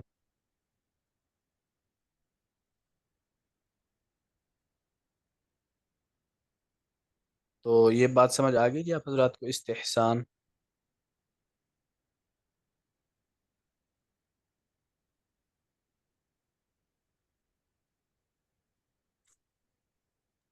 جی استاد جی۔ استاد جی ٹھیک ہو گیا۔ اچھا جی، دوسرے نمبر پر ہے مصالح مرسلہ۔ مولانا مصالح مولانا پچھلے کا پوچھنا تھا کہ استحسان، اس کا بھی تو کوئی قاعدہ کلیہ ہوگا نا کہ یہ کس پہ اپلائی ہونا، یہ کس پہ اپلائی نہیں ہونا، یا کن کنڈیشنز پہ اپلائی ہونا، یا جی کون سی چیزیں ہوں تو وہ اپلائی ہوگا یہ؟ جی بالکل، وہ ہم آگے جو ہے، ابھی تو صرف یہاں پر ان کی تعریف ہم پڑھ رہے ہیں نا، آگے جا کر یہ ہمیں مکمل تفصیل کے ساتھ بتائیں گے کہ ہم نے کتاب اللہ پر کب عمل کرنا ہے، حدیث پر کب عمل کرنا ہے، اجماع پر کب عمل کرنا ہے، قیاس پر کب عمل کرنا ہے۔ اس کے بعد پھر یہ جو 7 مختلف فی ہیں ادلہ شرعیہ، ان کے بارے میں بھی آگے تفصیل بیان ہوگی کہ ہم نے استحسان پر کب عمل کرنا ہے۔ آگے مصالح مرسلہ ہے، ان پر ہر وقت تو عمل نہیں ہو سکتا، بلکہ ان کے لیے بھی مخصوص حالات ہیں، قاعدے کلیے ہیں، جہاں جہاں پر وہ قاعدہ کلیہ پایا جائے گا وہاں پر ہم ان سے استدلال کر سکتے ہیں۔ تو یہ آگے جا کر تفصیل کے ساتھ بتائیں گے انشاءاللہ۔ جزاک اللہ خیر۔ اچھا، یہ دوسرے نمبر پر ہے یہ مصالح مرسلہ۔ مصالح کہتے ہیں فوائد کو، فائدے، مصلحت، اور مرسلہ عمومی، یعنی ایسا کام جس میں عمومی لوگوں کا فائدہ ہو، عمومی لوگوں کا فائدہ ہو، ایسی چیز جس کا شریعت کے اندر کوئی حکم موجود نہ ہو، لیکن اس کام کو کرنے سے عمومی لوگوں کا فائدہ ہوتا ہو، تو اس کو بولتے ہیں مصالح مرسلہ۔ مثال کے طور پر جیسے ٹریفک والے ہوتے ہیں، یہ لائٹیں لگی ہوتی ہیں، ٹھیک ہے، سبز لائٹ جلتی ہے تو گاڑیاں چل پڑتی ہیں، سرخ لائٹ جلتی ہے تو گاڑیاں رک جاتی ہیں۔ اب شریعت کہتی ہے کہ اس پر عمل کرنا ضروری ہے، ٹھیک ہے، حالانکہ ان لائٹوں کا حکم نہ کتاب اللہ سے ثابت ہے، نہ قرآن پاک سے، نہ حدیث سے، نہ اجماع سے، نہ قیاس سے، لیکن یہاں پر شریعت کہہ رہی ہے کہ تمہارے اوپر عمل کرنا لازم ہے۔ کیوں؟ کیونکہ اس میں مصالح مرسلہ ہے، عام لوگوں کا فائدہ ہے، ٹریفک کے گزرنے میں لوگ تکلیف سے بچ جاتے ہیں، تو اس لیے جو چیز مصالح مرسلہ سے ثابت ہو، اگر وہ خلاف شریعت نہیں ہے تو اس کے اوپر عمل کرنا ضروری ہوتا ہے۔ اگر وہ خلاف شریعت نہ ہو، جیسے ٹریفک لائٹس ہے، یہ خلاف شریعت نہیں ہے بلکہ لوگوں کی سہولت ہے، لوگوں کے لیے آسانی ہے، تو ان کے اوپر عمل کرنا ضروری ہے۔ یہ بات بھی سمجھ آ گئی جی؟ جی استاد جی۔ ٹھیک ہو گیا۔ نمبر 3 ہے عرف۔ عرف سے مراد کسی علاقے کا رسم و رواج بولنے، ٹھیک ہے، کہ شریعت کا حکم مطلقاً ہے۔ مثال کے طور پر نکاح کے اندر شریعت کا حکم ہے جی مہر مقرر کرنا ہے۔ مہر کی کم سے کم مقدار شریعت نے بیان کر دی ہے، 10 درہم کے برابر، کم سے کم تقریباً 5,000 6,000 بنتے ہیں کم سے کم جو مہر کی مقدار ہے۔ تو لیکن زیادہ کی مقدار شریعت نے مقرر نہیں کی، تو اب اس میں عرف کا رواج، عرف سے مہر کی تعیین ہوگی کہ کسی علاقے میں جو مہر ہے وہ 5,000 ہی مقرر کرتے ہیں، تو اس علاقے میں جو مہر ہے 5,000 ہی ہوگا۔ کسی علاقے کا عرف یہ ہے کہ وہاں پر جو حق مہر ہے وہ 20,000 مقرر کرتے ہیں، تو اس علاقے میں عمومی حکم یہی ہوگا کہ ان کا مہر 20,000 ہو۔ کسی علاقے میں 2 لاکھ تک طے کرتے ہیں، تو چیزوں کا دار و مدار اس علاقے کے رسم و رواج کے اوپر ہوتا ہے۔ اگر وہ رسم و رواج شریعت کے خلاف نہ ہو تو یہ جو عرف ہے اس کو بھی وہاں پر دلیل مانا جاتا ہے جہاں پر شریعت نے کوئی پابندی وغیرہ یا کوئی خاص حکم نازل نہیں کیا، لوگوں کے اپنے اوپر چھوڑ دیا ہے۔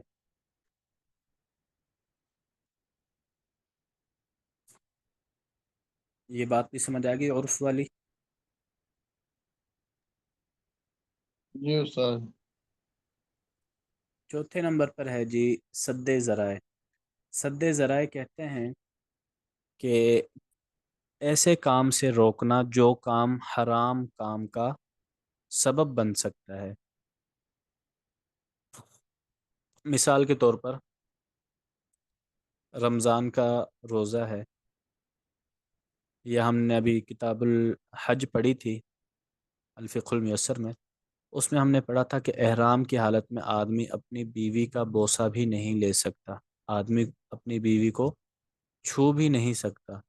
یہ بوسہ لینا حرام نہیں ہے، چھونا حرام نہیں ہے۔ یہاں پر بوسہ لینا اور چھونا اس کو حرام کیوں کہا گیا ہے؟ اس کی اصل وجہ یہ نہیں ہے کہ یہ بوسہ لینا ہی حرام ہے، بیوی کو چھونا ہی حرام ہے، بلکہ اس وجہ سے شریعت نے بوسے کو حرام قرار دیا ہے کہ کہیں یہ بوسہ آگے جماع کا سبب نہ بن جائے، ایسا نہ ہو کہ اس کی وجہ سے دونوں کی شہوت جو ہے وہ بھڑک اٹھے اور دونوں جماع کر لیں، حالانکہ حالت احرام میں جماع کرنا حرام ہے۔ یہاں پر بوسے سے جو منع کیا ہے وہ اس وجہ سے منع کیا ہے کہیں ایسا نہ ہو کہ آگے جماع کر بیٹھیں۔ روزے کی حالت میں منع کیا ہے کہ آدمی جو ہے وہ بوسہ نہ لے بیوی کا، وہ بھی اس وجہ سے بوسہ لینا حرام نہیں ہے، لیکن کہیں ایسا نہ ہو بوسہ لینے کی وجہ سے یہ آگے جماع کر بیٹھے۔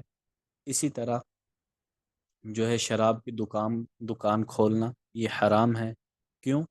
کیونکہ شراب کی دکان پہ وہ شراب رکھے گا، شراب نوشی کا ذریعہ بنے گا، تو ہر وہ کام جو آگے کسی حرام کام کا سبب بن سکتا ہے اس کو پہلے ہی بند کر دینا۔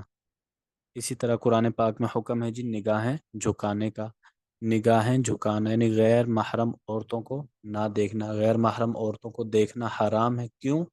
کیونکہ غیر محرم عورتوں کو دیکھنا یہ زنا کی طرف لے کر جاتا ہے انسان کو، تو پہلے ہی کسی کام سے منع کر دینا جو بعد میں جا کر کسی حرام کام کا ذریعہ بن سکتا ہو۔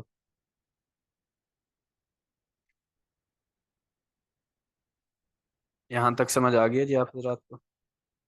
جی استاد۔ ٹھیک ہو گیا۔ چلیں جی آج کے لیے اتنا کافی ہے، باقی کل انشاءاللہ ہم آگے پڑھ لیں گے، آخری 2 رہ گئے ہیں ہمارے۔ السلام علیکم ورحمۃ اللہ وبرکاتہ۔ وعلیکم السلام ورحمۃ اللہ وبرکاتہ۔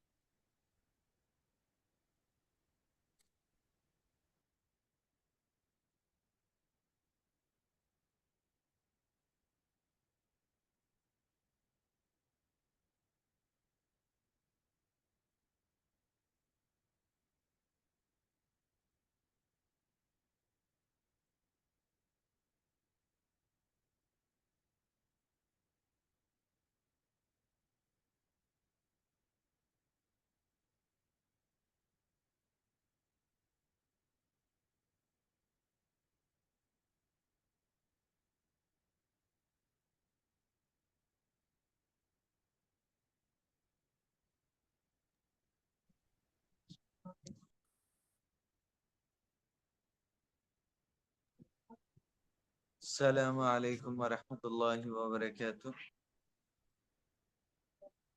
وعلیکم السلام ورحمۃ اللہ وبرکاتہ. یہ سے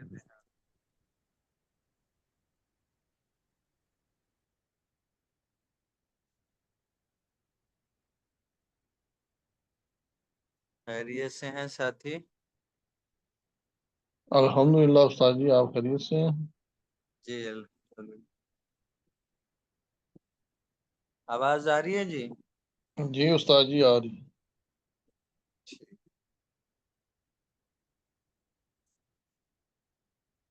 اچھا جی.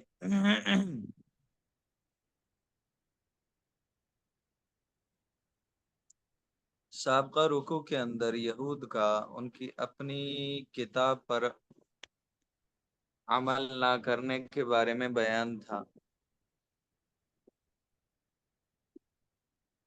جو تورات تحریف شدہ آپ علیہ الصلوۃ والسلام کے پاس لے کر آئے، اس کے اندر رجم کی آیت موجود تھی. تو اس کو آپ علیہ الصلوۃ والسلام کے سامنے چھپانے لگے. وہ تو مجلس میں حضرت عبداللہ بن سلام رضی اللہ تعالیٰ عنہ بیٹھے تھے، تو انہوں نے ان کی غلطی پکڑ لی.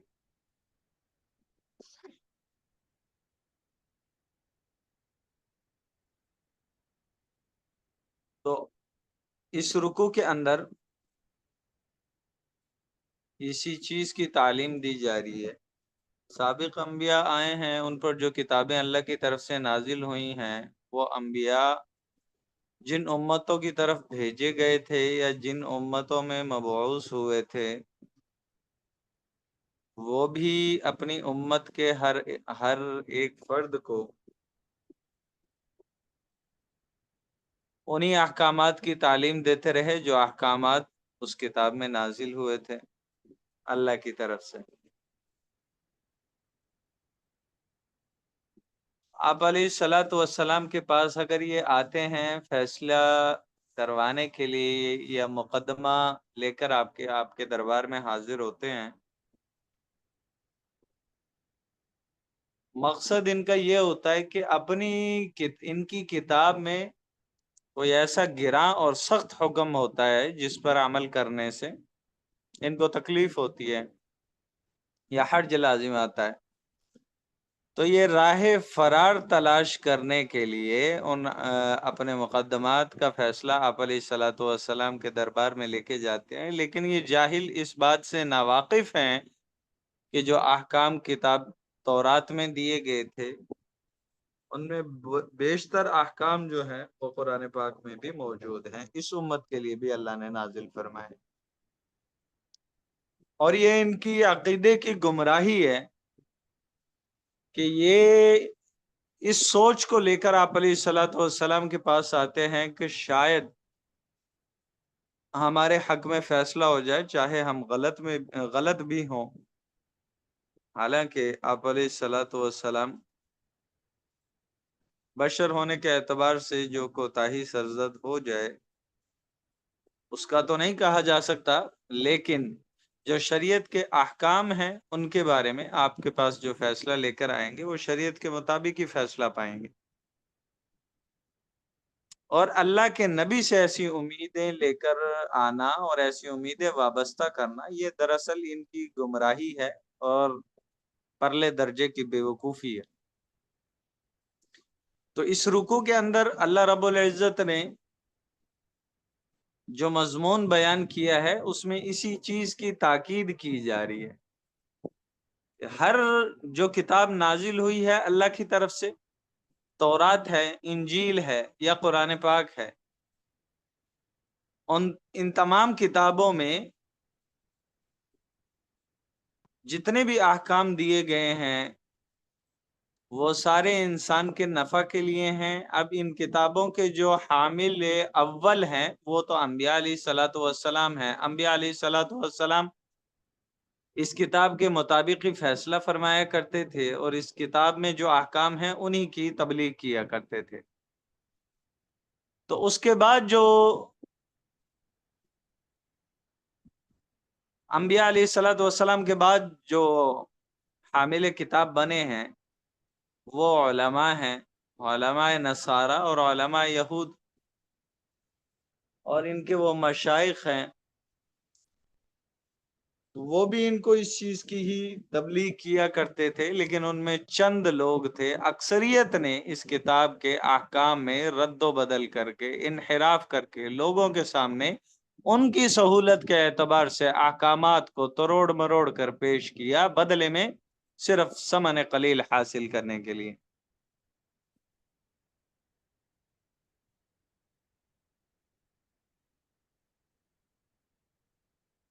اور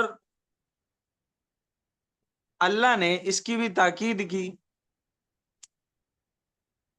جو خود کو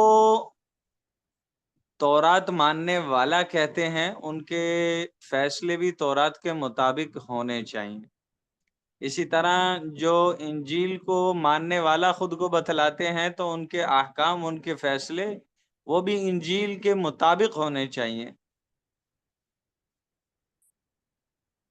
تو اس چیز کی تاکید فرمائی جا رہی ہے، بار بار اللہ تعالیٰ اس رکوع کے اندر فرما رہے ہیں کہ فیصلہ اس اعتبار سے کرو جو اللہ نے نازل کیا ہے، تو جس قوم پر جو نازل کیا ہے وہ اس اعتبار سے فیصلہ کرے۔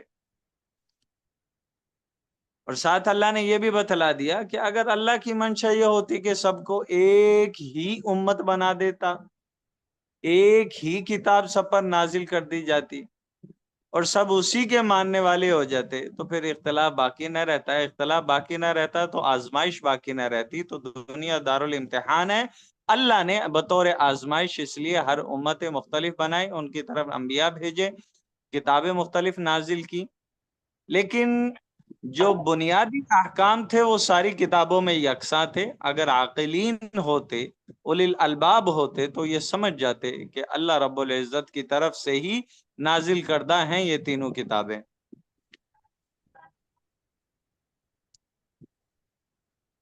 تو یہی خلاصہ اس رکوع کا ہے، جس میں ایک قصاص والی آیت بھی ہے۔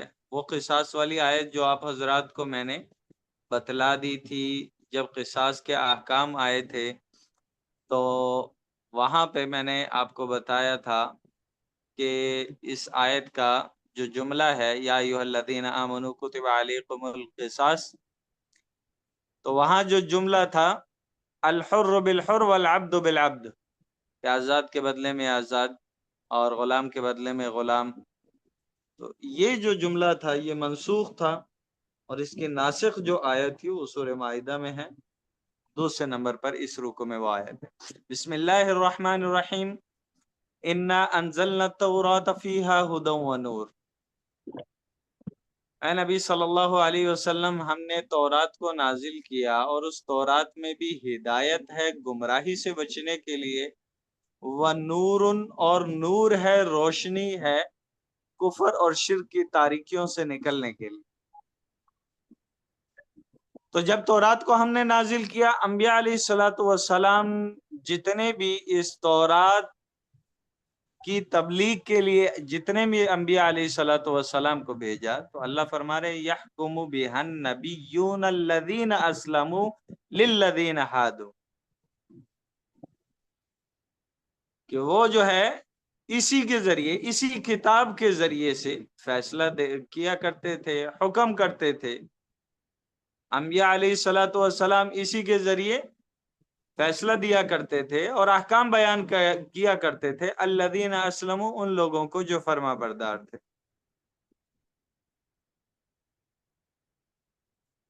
تو اس کتاب میں جو احکام اللہ کی طرف سے نازل ہوئے تھے، اسی کے مطابق انبیاء علیہ الصلوۃ والسلام جو اللہ کے فرما بردار لوگ تھے ان کو حکم دیا کرتے تھے۔ یا اس کا ایک ترجمہ یہ بنتا ہے دوسرا کہ یحکم بہا النبیون الذین اسلموا للذین ہادوا، کہ حکم دیا کرتے تھے، احکام بیان کیا کرتے تھے انبیاء علیہ الصلوۃ والسلام، اور وہ لوگ جو اسلام لے کر آئے ہیں، کن کو حکم دیا کرتے تھے؟ للذین ہادوا، ان لوگوں کو جو یہودی ہو گئے۔ تو یہودیوں کو بنی اسرائیل میں جتنے بھی انبیاء علیہ الصلوۃ والسلام آئے اور وہ اپنے دور حاضر میں جن لوگوں میں موجود تھے ان لوگوں کو اسی تورات کے ذریعے ان کے معاملات میں فیصلے کیا کرتے تھے، اور زندگی گزارنے کے لیے جو طریقہ کار، جو اللہ نے طریقہ اور احکام نازل کیے ہیں ان کی تبلیغ کیا کرتے تھے۔ تو ظاہر سی بات ہے جو اس نبی پر ایمان لے کر آ جاتا وہ بھی نبی کی تبلیغ میں شامل ہو جاتا۔ اور ان کو کون اس کتاب کے ذریعے حکم احکام بیان کیا کرتے تھے؟ والربانیون، جو اللہ والے لوگ ہیں، درویش ٹائپ لوگ ہوتے ہیں، یہ بھی اپنی امت میں سے گمراہ لوگوں کو اسی کتاب کے مطابق احکام اور فیصلے دیا کرتے تھے۔ والاحبار، اور علماء یہود، وہ بھی اس کتاب کے مطابق جو ہے فیصلہ دیا کرتے تھے۔ بعض جو ہیں اکثریت ان کی جو ہے بگڑ چکی تھی، کیا احکام کو تروڑ مروڑ کر جو ہے پیش کرنا ثمن قلیل کے لیے۔ لیکن بعض علماء ایسے بھی ہیں، بعض اللہ والے ایسے بھی گزرے ہیں جو اسی کتاب کے مطابق فیصلے اور احکام بیان کیا کرتے تھے۔ والاحبار، اور علماء بھی بیان فرماتے تھے بما استحفظوا من کتاب اللہ، وہ علماء، وہ اللہ والے، وہ اسلام لانے والے جن کو نگہبان بنایا گیا تھا اللہ کی کتاب کا۔ وَكَانُوا عَلَيْهِ شُهَدَاءَ، اور وہ اس پر گواہی بھی دیتے تھے، یعنی زبان سے بھی اس بات کی گواہی دیتے تھے کہ جو کتاب ہمارے پاس موجود ہے اس میں جو احکام ہیں سارے کے سارے برحق ہیں اور من جانب اللہ ہیں، اور ان کا عمل بھی اس بات کی گواہی دیتا تھا کہ اس کتاب میں جو احکام ہیں، جو اللہ کے اوامرات منہیات ہیں، وہ ساری من جانب اللہ ہیں اور برحق ہیں۔ تو اللہ فرما رہے ہیں فَلَا تَخْشَوُا النَّاسَ، لوگوں سے نہ ڈرا کرو، وَخْشَوْنِی، ڈرنے وہ ذات جس سے ڈرا جائے وہ میری ذات ہے، وَخْشَوْنِی، مجھ سے ڈرو، وَلَا تَشْتَرُوا بِآیَاتِی ثَمَنًا قَلِیلًا، میری آیت کے بدلے میں تھوڑا سا نفع حاصل مت کرو، یعنی میری آیات کو بیچ کر تھوڑی سی قیمت نہ خریدو۔ یاد رکھو یہ فیصلہ فرمایا جا رہا ہے اللہ کی جانب سے، وَمَن لَّمْ يَحْكُمْ، جو فیصلہ نہ کرے گا بما، اس کے مطابق، انزل اللہ، جس کو اللہ نے نازل کیا، فَأُولَئِكَ هُمُ الْكَافِرُونَ، تو یہ کافر لوگ ہیں۔ اللہ کے جو اللہ نے شریعت میں احکام بیان کیے ہیں ان کے مطابق فیصلہ نہ کرنا یہ انسان کو کفر میں مبتلا کر دیتا ہے۔ وَكَتَبْنَا عَلَيْهِمْ، آگے قصاص والی آیت بیان فرمائی جا رہی ہے۔ اس کا ایک سبب نزول بھی ہے، وہ دیکھو جو پچھلی آیات ہم نے پڑھی ہیں ان میں یہودیوں کی ایک کارستانی بیان ہوئی تھی کہ انہوں نے تورات میں رجم کی آیت کا انکار کر دیا تھا۔ اس میں ایک ان کا دوسرا جو ہے دوسری بدعملی کو ذکر کیا جا رہا ہے کہ تورات میں جو احکام نازل ہوئے تھے قصاص ان میں بھی فرض کیا گیا تھا، لیکن یہودیوں کے بعض قبیلوں نے جو ہے ان احکام پر، اس حکم پر عمل کرنا چھوڑ دیا تھا۔ وجہ یہ تھی کہ ایک قبیلہ خود کو اشرف اور اعلیٰ سمجھتا تھا، تو جو اشرف اور اعلیٰ خود کو سمجھتے تھے، طاقتور تھے، وہ جو ہے کمزور قبیلوں پر ظلم کیا کرتے تھے۔ تو آپ حضرات کو یاد ہوگا میں نے آپ حضرات کو دو قبیلوں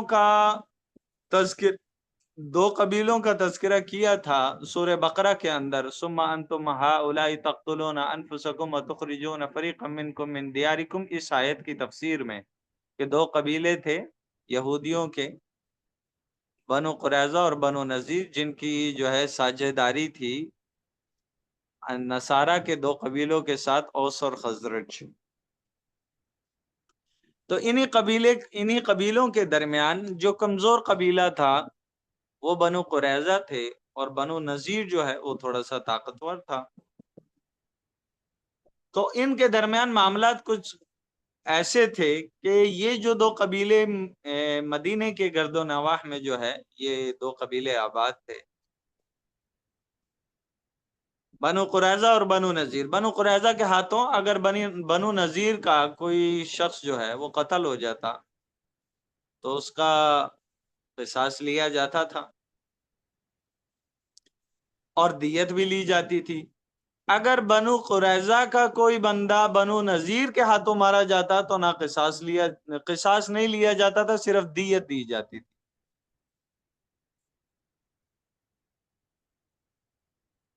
تو بنو قریظہ اور بنو نذیر کا جو ہے مقدمہ آپ کی خدمت میں، آپ علیہ الصلوۃ والسلام کی خدمت میں بھی ایک ایسا مقدمہ پیش ہوا کہ بنو نذیر نے بنو قریظہ کو اپنی طاقت کے بل بوتے پر مجبور کیا ہوا تھا کہ اگر بنو قریظہ کوئی ہمارا شخص کسی ہمارے بندے کو قتل کریں گے تو ہم قصاص بھی لیں گے، دیت بھی لیں گے. لیکن اگر بنو نذیر کا کوئی شخص جو ہے بنو قریظہ کے کسی بندے کو قتل کر دیتا ہے تو قصاص نہیں ہوتا تھا، صرف دیت دے دی جاتی تھی ان کو. تو اللہ تعالیٰ نے ان کی اس بدعملی کو اور بددیانتی کا پردہ اللہ تعالیٰ نے فاش فرمایا. تو اللہ نے یہ بھی بتلا دیا کہ قصاص میں، تورات میں قصاص کے احکام موجود ہیں. یہ اس قصاص والے حکم پر بھی ایمان نہیں لے کر آتے، اس آیت کا بھی یہ لوگ انکار کرتے ہیں اور صرف حیلہ جوئی کے لیے، بہانے تلاش کرنے کے لیے، حیلے نکالنے کے لیے آپ علیہ الصلوۃ والسلام کی خدمت میں اپنا مقدمہ لے کر آتے ہیں. تو اللہ نے اس آیت کو نازل کیا، وَكَتَبْنَا عَلَيْهِمْ فِيهَا أَنَّ النَّفْسَ بِالنَّفْسِ، ہم نے لکھ دیا، فرض کر دیا آج سے ان پر، اس قرآن پاک میں اس قصاص کے معاملے میں کیا فرض کر دیا ہے؟ ان النفس بالنفس، جان کے بدلے میں جان کا قصاص لیا جائے گا. والعین بالعین، آنکھ کے بدلے میں آنکھ کا قصاص لیا جائے گا. والانف بالانف، ناک کے بدلے میں ناک کا قصاص لیا جائے گا. والاذن بالاذن، اسی طرح کان کے بدلے کان. والسن بالسن، دانت کے بدلے دانت. والجروح، اور زخمی، جو کسی کا شخص زخمی کرے گا بدلے میں اس کو زخمی کیا جائے گا. قصاص، یہ بدلہ اللہ نے فرض کر دیا، لکھ دیا ہے، یعنی فرائض کردہ احکام میں اس کو شامل کر دیا. فمن تصدق به فهو کفارۃ اللہ، تو جس شخص نے معاف کر دیا، اپنا بدلہ نہ لیا، معاف کر دیا، فهو کفارۃ اللہ، تو پھر یہ قاتل کے لیے کفارہ ہو جائے گا.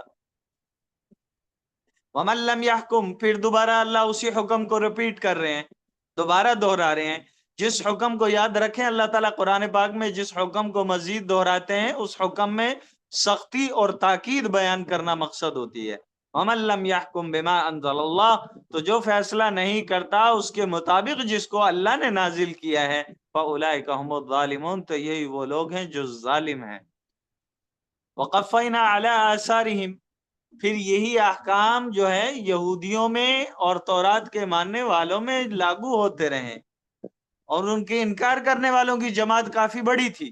تو اللہ فرما رہے ہیں وَقَفَّيْنَا عَلَىٰ آثَارِهِمْ، پھر ہم نے ان کے پیچھے بھیجا ان انبیاء کے نقش قدم پر جو انبیاء تورات کے ذریعے احکام اور فیصلے کیا کرتے تھے. کن کو بھیجا؟ بعیسیٰ بن مریم، عیسیٰ جو کہ مریم علیہ السلام کے بیٹے ہیں. تو ان کو جو شریعت اور کتاب دی گئی، مصدقا لما بین یدیہ، وہ تصدیق کرنے والی تھی اس کتاب کی جو اس سے پہلے گزر چکی، من التوراۃ، یعنی کہ تورات. وآتیناہ الانجیل، اور ہم نے عیسیٰ علیہ السلام کو انجیل کتاب عطا فرمائی. فیہ ھدی و نور، اس میں بھی ہدایت اور نور ہے. ومصدقا لما بین یدیہ من التوراۃ، اور دوبارہ اس حکم کو دہرایا جا رہا ہے مزید تاکید پیدا کرنے کے لیے. اور یہ حکم سنانا مقصد یہودیوں کو ہے کہ یہ جو کتاب انجیل عیسیٰ علیہ السلام پر نازل کی گئی یہ بھی تصدیق کرنے والی ہے اس کتاب کی جو اس سے پہلی تھی، یعنی تورات. اب تورات بھی اور انجیل بھی، یہ دونوں کتابیں ہدن، ہدایت تھی، وموعظۃ، اور نصیحت تھی، للمتقین، لیکن پرہیزگاروں کے لیے، اللہ سے ڈرنے والوں کے لیے. تو کتاب اللہ سے جتنی بھی کتابیں ہیں اللہ کی، ان سے نصیحت وہی حاصل کر سکتا تھا جس کے دل میں اللہ کا خوف ہوگا. تو جس کے دل سے اللہ کا خوف نکل جائے تو وہ شریعت کے احکام کو پس پش ڈالنے لگ جاتا ہے، جیسا کہ آج کا مسلمان ہے، دل سے اللہ کا خوف نکل چکا، اللہ تعالیٰ کی ذات کا استحضار نکل چکا، تو آج اللہ کے حکموں کو بڑی ہی بے پرواہی اور بڑی ہی بے رحمی سے ذبح کیا جاتا ہے، اور ذرہ برابر بھی پھر اس پر افسوس بھی نہیں ہوتا کہ آج ہم اللہ کا حکم توڑ کے آئے ہیں۔ وَلْيَحْكُمْ أَهْلُ الْإِنْجِيلِ، اب انجیل والے جو ہیں ان کو بھی یہ بتلایا جا رہا ہے، نصارہ سے خطاب ہے اس آیت میں، وَلْيَحْكُمْ أَهْلُ الْإِنْجِيلِ بِمَا أَنزَلَ اللَّهُ فِيهِ، اہل انجیل جو ہیں، انجیل والے جو ہیں، وہ بھی ان کو بھی چاہیے کہ وہ فیصلہ کریں اور احکام بیان کریں، بما اس کے مطابق جس کو اللہ نے، جو حکم اللہ نے نازل کیا فیہ اس کتاب میں یعنی انجیل میں۔ تیسری بار اس حکم کی تاکید ہو رہی ہے، وَمَن لَّمْ يَحْكُم بِمَا أَنزَلَ اللَّهُ، تو جو فیصلہ نہیں کرتا اس کے مطابق جس کو اللہ نے نازل کیا، فَأُولَٰئِكَ هُمُ الْفَاسِقُونَ، یہی فاسق و فاجر اور نافرمان لوگ ہیں۔ وَأَنزَلْنَا إِلَيْكَ الْكِتَابَ بِالْحَقِّ، اب خطاب، اب باری ہے مسلمانوں کی، اے محمد صلی اللہ علیہ وسلم ہم نے نازل کی ہے الیکا آپ کی طرف کتابہ، اس کتاب قرآن پاک کو، بالحق کی حق کے ساتھ۔ اب یہ کتاب بھی پچھلی انجیل کی طرح مصدقا لما بین یدیہ من الکتاب، تصدیق کرنے والی ہے اس سے پہلی کتابوں کی، ومہیمنا علیہ، اور جو پہلی کتابیں تورات اور انجیل گزر چکی ہیں یہ قرآن پاک ان کی بھی تصدیق بیان فرما رہی ہے۔ تو جو حکم اللہ تعالی نے وہ مہیمن علی، اور اس پر جو ہے نگہبان بھی ہے، آپ کو اس پر نگہبان بھی بنایا گیا ہے کہ آپ اسی کتاب کے ذریعے سے احکام بیان کریں، اسی کتاب کے ذریعے سے فیصلے فرمائیں۔ آیا آپ کے پاس لوگ یہود کے آتے ہیں، تورات کو ماننے والے آتے ہیں، یا انجیل کو ماننے والے آتے ہیں؟ تو آپ کے لیے لازم ہے کہ جس نبی پر جس کتاب کو نازل کیا جائے وہ اس پر نگہبان ہوتا ہے، اس کے احکام کا بھی، اور اس کے احکام کا بھی پابند ہوتا ہے۔ تو آپ کے لیے بھی یہ لازم ہے کہ آپ اسی قرآن کے مطابق احکام کو بیان کریں، اور اس قرآن میں جو شریعت اور جو دستور، جو قوانین اللہ نے بیان کیے ان کے مطابق لوگوں کے درمیان فیصلہ فرمائیں۔ فَاحْكُم بَيْنَهُمْ، فیصلہ کیجیے آپ ان کے درمیان، بِمَا أَنزَلَ اللَّهُ، اس کے مطابق جس کو اللہ نے نازل کیا، وَلَا تَتَّبِعْ أَهْوَاءَهُمْ عَمَّا جَاءَكَ مِنَ الْحَقِّ، آپ ان کی خواہشات کی پیروی نہ کرنا، آپ ان کی خواہشات کی، حالانکہ آپ علیہ الصلوۃ والسلام سے ایسی عمل کا صدور ممکن نہیں ہے، لیکن یہ دراصل سنانا مقصد یہودیوں کو ہے، نصارہ کو ہے، جن کو یہ گمان ہے کہ اللہ کے نبی کسی نہ کسی وقت ہمارے مزید اعتراضات کرنے سے، سوال کرنے سے، اور اس دین اسلام میں چوں چرا کرنے سے ایسا ہو جائے گا کہ اللہ کے نبی شاید ہمارے دین میں شامل ہو جائیں، یا ہماری خواہشات کے مطابق فیصلہ کرنے لگ جائیں کہ تاکہ یہ لوگ اسلام میں داخل ہو جائیں۔ ایسا کبھی بھی نہیں ہوگا، یہ بتانا مقصد ہے، اس لیے آپ علیہ الصلوۃ والسلام کو خطاب کر کے فرمایا جاتا ہے، وَلَا تَتَّبِعْ، آپ کو پیروی نہ کیجئے گا، اہواءہم، ان کی خواہشات کی، عما جاءک من الحق، اس سے کہ جو آپ کے پاس حق آ چکا ہے، اس سے اعراض کر کے جو آپ کے پاس حق آ چکا ہے آپ ان کی خواہشات کے متبع نہ بنیے گا۔ لِكُلٍّ جَعَلْنَا مِنْكُمْ شِرْعَةً وَمِنْهَاجًا، ہر ایک کے لیے، یہودی ہے، نصرانی ہے، مسلمان ہے، ہر ایک کے لیے اللہ فرما رہے جعلنا، ہم نے مقرر کر دیا، منکم، تم میں سے، شرعہ، ایک شریعت، ایک دستور، ایک قاعدہ قانون، و منہاج، اور ایک راستہ، ایک صراط مستقیم ہر ایک کے لیے ہم نے الگ طے کر دیا ہے۔ چند احکام کی تبدیلیاں ہیں، لیکن بنیادی جو باتیں ہیں وہ سب میں یکساں ہیں اور ایک جیسی ہیں۔ وَلَوْ شَاءَ اللَّهُ لَجَعَلَكُمْ أُمَّةً وَاحِدَةً، اگر اللہ چاہتا تو اللہ تمہیں ایک ہی امت بنا دیتا، لیکن پھر آزمائش نہ ہوتی۔ تو اگر اللہ نے الگ الگ امتیں بنائی ہیں اور سب میں مختلف انبیاء علیہ الصلوۃ والسلام کو بھیجا گیا ہے، اور احکام میں چند تبدیلیوں کے ساتھ ہر قوم کو، ہر امت کو الگ الگ احکام بیان کیے ہیں. تو اللہ فرما رہے ہیں یہ سارا معاملہ اس وجہ سے کیا وَلَٰكِن لِيَبْلُوَكُمْ فِي مَا آتَاكُمْ، تاکہ اللہ تم لوگوں کو آزما لے اس معاملے میں جو اللہ نے تم کو دیا، اس شریعت میں، اس کتاب میں، اس نبی کی رسالت میں جو اللہ نے تمہیں بطور احسان عطا فرمائی ہے. اللہ تمہاری اس میں آزمائش کرنا چاہتے ہیں. تو اگر عقل مند ہو تو اختلافات چھوڑو، جو کام کرنے کے ہیں فاستبقوا الخیرات، نیکیوں میں سبقت حاصل کرو، ایک دوسرے سے نیکیوں میں سبقت حاصل کرو، آگے بڑھنے کی کوشش کرو. فلاں کے اعمال مجھ سے اچھے ہیں، میں اس سے بھی اچھے کر کے دکھلاؤں گا. کیوں؟ کیونکہ اس کے علاوہ کوئی چارہ کار نہیں ہے. الی اللہ مرجعکم جمیعا، تم یہودی ہو، نصرانی ہو، ہندو ہو، بدھ مت ہو یا مسلمان ہو، کسی قوم سے تعلق رکھتے ہو، کسی بھی قبیلے سے تعلق رکھتے ہو، کون سی زبان بولنے والے ہو، جیسے مرضی رنگ والے ہو، سارے کے ساروں کو سب کا مرجع اللہ رب العزت کی ذات ہے. سب کو اللہ ہی کی طرف جمع ہو جانا ہے، سب کو اللہ ہی کی طرف لوٹ کر جانا ہے. اور پھر کیا ہوگا؟ اللہ کے سامنے، اللہ کے دربار میں کھڑے ہو کر فَيُنَبِّئُكُم بِمَا كُنتُمْ فِيهِ تَخْتَلِفُونَ، اللہ تمہیں ہر ایک معاملے کی خبر دے گا، تمہیں بتلائے گا وہ تمام معاملات کے بارے میں جن میں تم لوگ آپس میں اس دنیا میں اختلاف کیے کرتے تھے. وَأَنِ احْكُم بَيْنَهُم بِمَا أَنزَلَ اللَّهُ، دوبارہ اسی حکم کی تاکید فرما رہے ہیں، بطور تاکید اللہ اس کو دوبارہ دہرا رہے ہیں. اور یہ حکم پھر دیا جاتا ہے تمہیں، ان احکم، فیصلہ کرے، بینہم، ان کے درمیان، بما، اس کے مطابق، انزل اللہ، جس کو اللہ نے نازل کیا. ولا تتبع اہواءہم، دوبارہ فرما رہے ہیں ان کی خواہشات کی پیروی نہ کرنا. یہ حکم بطور تاکید یہودیوں کو سنانے کے لیے، نصارہ کو سنانے کے لیے. وَاحْذَرْهُمْ، ان سے بچتے رہیں، ان یفتنوک عن بعض ما انزل اللہ الیک، یہ کہیں آپ کو بہکا نہ دے ان بعض احکام میں جو اللہ نے آپ کی طرف نازل کیے ہیں. یا آپ کو دراصل یہودیوں کے سامنے ان کے کارستانی کو لانا تھا.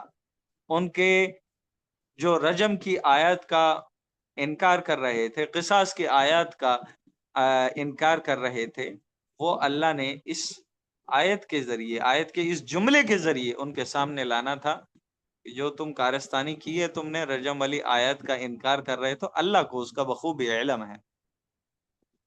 تم نبی صلی اللہ علیہ وسلم کو بہکانے کی کوشش کرتے ہو، تو اللہ آپ علیہ الصلوۃ والسلام سے خطاب کریں، وَاحْذَرْهُمْ، ان سے بچتے رہیے، ان یفتنوک، ایسا نہ ہو کہ آپ کو فتنے میں ڈال دیں، عن بعض ما، ان بعض احکاموں کے بارے میں، انزل اللہ، جن کو اللہ نے نازل کیا، الیک، آپ کی طرف. فَإِن تَوَلَّوْا، اگر یہ لوگ منہ موڑ جاتے ہیں، آپ کے فیصلوں کو تسلیم نہیں کرتے اور آپ کے دین، کتاب اور رسالت کو حق نہیں سمجھتے، تو فعلم، آپ جان لیں، انما یرید اللہ ان یصیبہم ببعض ذنوبہم، اللہ کی چاہت صرف اور صرف یہ ہے کہ اللہ ان کو ان کے بعض گناہوں کی بدولت ان کو تکلیف پہنچائے، ان کو مزید ایذا پہنچائے. ان کو تکلیف پہنچانا کیسا ہے؟ تکلیف پہنچانا ایسا ہے کہ ان کو مزید اللہ گمراہی میں مبتلا کیے رکھے. ظاہر سی بات ہے، اگر یہ آپ کے حکم کو نہیں مان رہے، آپ کے فیصلے سے ان کو دلی تسکین حاصل نہیں ہوتی، آپ کے رسالت کا انکار کر رہے ہیں، آپ کی نبوت کا انکار کر رہے ہیں، آپ پر نازل ہونے والی کتاب کا انکار کر رہے ہیں، تو اللہ ان کو مزید تکلیف پہنچائے گا. مراد یہ ہے کہ ان کے لیے صراط مستقیم کے سارے راستے بند فرما دیں گے اللہ تعالیٰ، اور ان کے لیے گمراہی کے مزید راستے کھول دیں گے، تاکہ یہ دنیاوی زندگی کو اسی گمراہی میں گزار کر اس دنیا سے چلے جائے. اور پھر آخرت میں کیا ہوگا؟ آخرت میں پھر اللہ کا دردناک عذاب ان کے سامنے ہوگا. اللہ فرما رہے وَإِنَّ كَثِيرًا مِّنَ النَّاسِ لَفَاسِقُونَ، انسانیت کی جو اکثریت ہے نا، اللہ فرما رہے وہ نافرمان ہے. أَفَحُكْمَ الْجَاهِلِيَّةِ يَبْغُونَ، اللہ تعالیٰ چاہ رہے ہیں، اللہ تعالیٰ فرما رہے ہیں کیا زمانہ جاہلیت کے احکام یہ لوگ تلاش کر رہے ہیں جو انہوں نے اپنے پاس سے گھڑے ہوئے تھے؟ جس میں ظالم ظالم ہی رہتا تھا، مظلوم مظلوم ہی رہتا تھا، اور یہ جتنی مرضی بدعمالیاں کر لیں ان پر کوئی سزا نہ ہو. تو یہی زمانے جاہلیت کے احکام تھے نا. اللہ فرما رہے افا حکم الجاہلیت یبغون، زمانے جاہلیت کے فیصلوں کو تلاش کر رہے ہیں یہ لوگ، حالانکہ جو احکام اللہ کی طرف سے نازل ہیں وہ سب سے خوبصورت ہیں. ومن احسن من اللہ حکما، اللہ سے بہتر حکم دینے والا کون ہو سکتا ہے.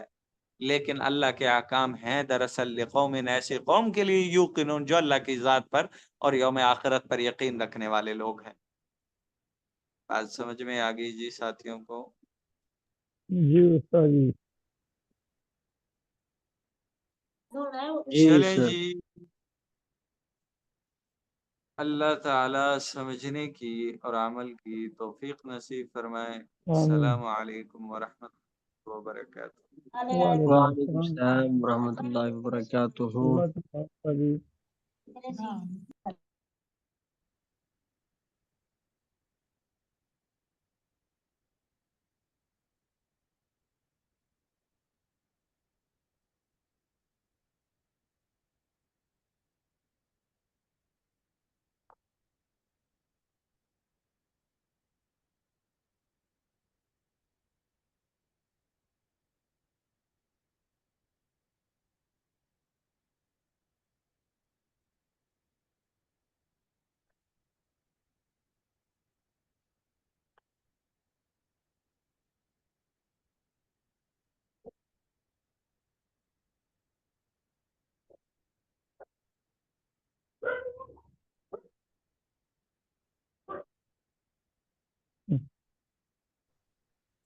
السلام علیکم ورحمۃ اللہ وبرکاتہ.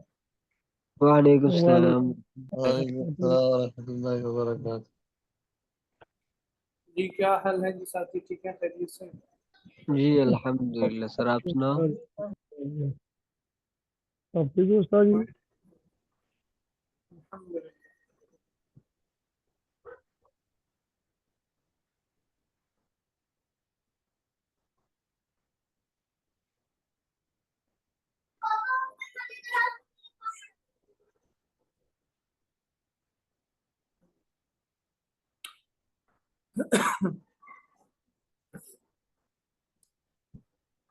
اچھا جی، ہم نے لم اور لن کا پڑھا تھا، ترجمہ کردان بنانے کا قاعدہ بھی پڑھا تھا اور ترجمہ بھی پڑھ لیا. امید ہے ساتھیوں نے کچھ نہ کچھ یاد کیا ہوگا انشاءاللہ تعالی.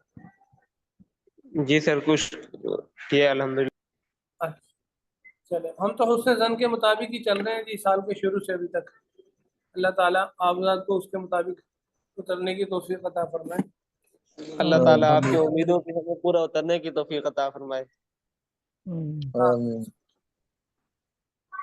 فصل نمبر 4 ہے جی لام تاکید بانون تاکید کی گردان. دیکھیں مضارع کے اندر حال اور مستقبل دو ترجمے ہوتے ہیں. پیچھے ہم نے پڑھا تھا اگر ہم شروع میں لفظ لن لگاتے ہیں تو مستقبل منفی کے معنی میں ہو جائے گا. لم لگائیں گے تو مضارع حال اور مستقبل دونوں سے نکل کر ماضی منفی کے معنی میں چلا جائے گا، ماضی میں چلا جائے گا.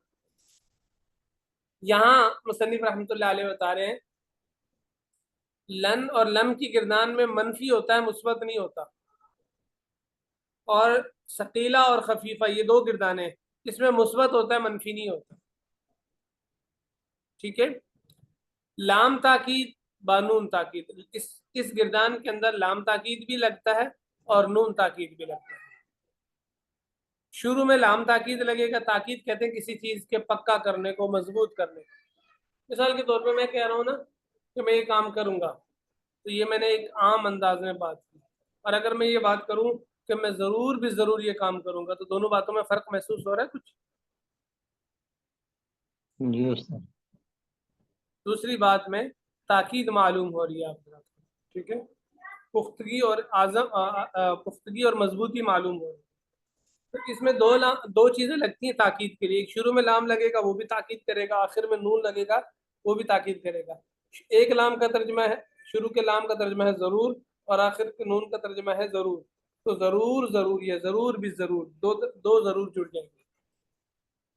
مضارع کے شروع میں ہم نے لام مفتوح لگا دینا ہے اور آخر میں نون لگا دینا ہے. नून दो तरह का होता है, एक नून मुशद्दद, ये देखें आप जरा सफ़े के आखिर में देखें कायदा 21 नंबर सफ़े के आखिर में, नून दो तरह का होता है, नून मुशद्दद जिसको नून सकीला कहते हैं और नून साकिन जिसको नून खफीफा कहते हैं। मुशद्दद चूंकि पढ़ने में मुश्किल होता है ना, तशदीद वाला लफ्ज़ जोर लगा के पढ़ना पड़ता है, इसलिए वो उसको सकीला कहते हैं, भारी भारी।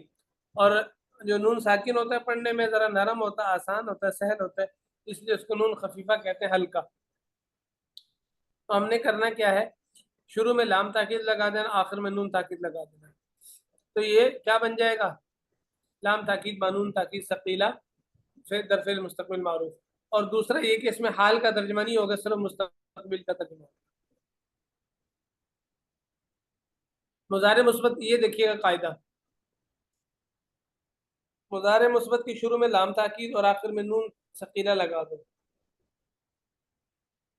जहां जहां नून एराबी आता है उनको गिरा दो।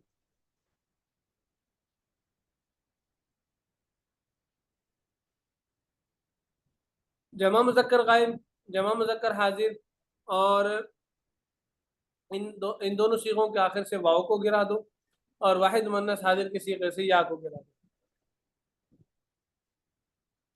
और जमा मुअन्नस गायब और जमा मुअन्नस हाजिर जो मबनी के दो सीगे हैं, पीछे हमने पढ़े थे, इनमें नून सकीला से पहले अलिफ लगा देना हमने, क्योंकि उनमें पहले ही नून होता है। अब ये सकीला का नून होता है, आ जाएगा तो नून जमा हो जाएंगे कई, इसलिए दरमियान में अलिफ लगा देंगे ताकि पढ़ने दुश्वार ना हो, मुश्किल ना हो। अब देखिए कि गिरदान, लयफ़अलन्न लयफ़अलानि लयफ़अलुन्न लतफ़अलन्न लतफ़अलानि लयफ़अलनानि लतफ़अलन्न लतफ़अलानि लतफ़अलुन्न लतफ़अलिन्न लतफ़अलानि लतफ़अलनानि। देखें, लअफ़अलन्न लनफ़अलन्न, पहले हमने सीगे में देखें क्या किया, शुरू में लाम ताकीद लगा दी, आखिर में नून ताकीद लगा दी, ठीक है। यहाँ लयफ़अलानि में जो नून था इस तस्निया का वो गिरा दिया, और ये जो नून है ये तो सकीला वाला है। अच्छा जी, जहां जहां नून आता है वो गिरा दिया। लयफ़अलूना था ना, यफ़अलू यफ़अलानी यफ़अलूना, यहाँ से हमने कहा था वाव गिरा दो, ठीक है।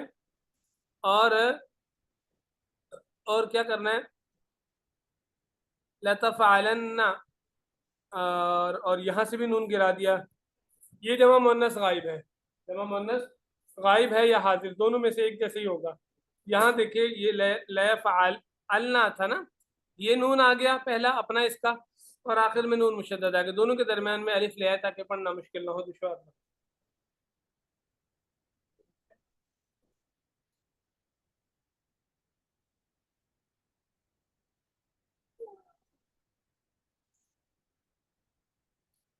अच्छा जी, इसी तरह मजहूल के अंदर है, कायदा वही है मजहूल बनाने का। अलामत मुजारे को हमने क्या कर देना है, पेश दे देना है, और आखिर से पहले वाले हरफ को दबा दे देना। लयुफ़अलन्न लयुफ़अलानि लयुफ़अलुन्न लतुफ़अलन्न लतुफ़अलानि लयुफ़अलनानि लतुफ़अलन्न लतुफ़अलानि लतुफ़अलुन्न लतुफ़अलिन्न लतुफ़अलानि लतुफ़अलनानि लउफ़अलन्न लनुफ़अल। चले, ये दो गिरदाने और इनका तर्जमा आप दोहरा के और याद करके आ जाइएगा, फिर इंशाअल्लाह ताला खफीफा की हम कल पढ़ेंगे।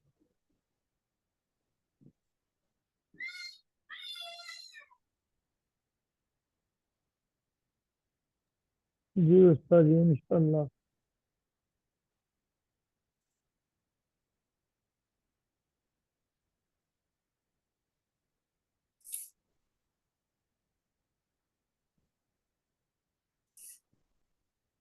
इल्म नहू के अंदर हम क्या पढ़ रहे थे जी, अवामिल की बात पढ़ रहे थे। अवामिल कौन कौन से होते हैं, हरूफ आमिला सबसे पहले आए थे। हरूफ आमिला जो इसम में अमल करते हैं वो 7 थे। हरूफ आमिला जो फेल में अमल करते हैं वो 4 थे, ठीक है। नहीं, ये तो नहीं बात चल रही थी हमारी, यही बात चल रही थी जी।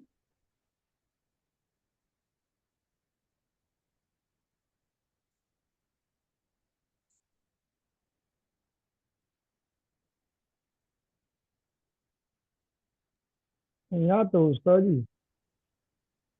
हाँ ठीक है, यही बात चल रही थी, वो बच्चियों का भी सबक जी आप जी लोगों के थोड़ा सा फर्क है तो इसमें शक है। जी उस्ताद जी, ये चैलेंज जो गर्दान पे ये हुआ था इसके नीचे वाले मिसाल है। ला नफी जिन्स यहाँ से है ना जी। जी उस्ताद जी। चौथा है जी ला नफी जिन्स, ये भी जी ला होता है, लाम अलिफ ला। इसके बाद भी दो इसम आते हैं, एक इसम मरफू होता है, एक इसम मंसूब होता है।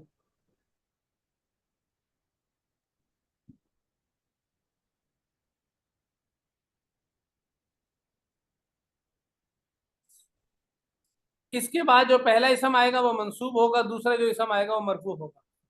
लेकिन इसका पहला जो इसम है ना वो अक्सर मुजाफ होता है और मंसूब होता है। जैसे ला गुलाम रजुलिन ज़रीफुन फिद्दार। अब इसमें जो ला का इसम है गुलामा, ये मुजाफ है और मंसूब है। गुलामा मुजाफ ज़ैदिन रजुलिन मुजाफ है, तो ये इसका इसम बन जाएगा। ज़रीफुन फिद्दार ये ला की खबर बन जाएगी। और अगर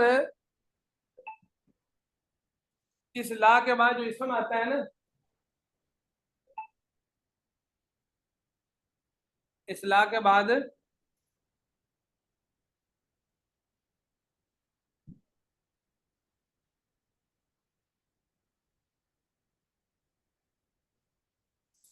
इस ला के बाद जो इसम आता है, अगर वो नकिरा हो यानी आम हो, मुफरद हो, तस्निया जमा ना हो, तो वो फतहा पर मबनी होगा, जबर पर मबनी होगा। जैसे ला रजुला, अब रजुल नकिरा है, आम है, हर एक मर्द को रजुल बोला जाता है, और मुफरद है, तस्निया जमा नहीं है, तो ये फतहा पर मबनी होगा, जबर आएगा। इस पर दो जबर भी नहीं आएंगे, जेर भी नहीं आएंगे, पेश भी नहीं आएगा, कुछ भी नहीं आएगा। और अगर ला के बाद मारिफा हो, नकरा के बजाय क्या हो, मारिफा हो, तो फिर दोबारा ला आएगा, उसके बाद दोबारा मारिफा आना जरूरी होगा। लेकिन इस सूरत के अंदर ये जो ला है नफी जिन्स का तो होगा, लेकिन इसका अमल खत्म हो जाएगा। इसका अमल क्या हो जाएगा, खत्म हो जाएगा। जैसे ला ज़ैदुन, अब यहाँ देखें ला ज़ैदुन इंदी, ला नफी जिन्स का था, ज़ैदुन इसके बाद क्या आ गया, मुफरद आ गया, मारिफा आ गया।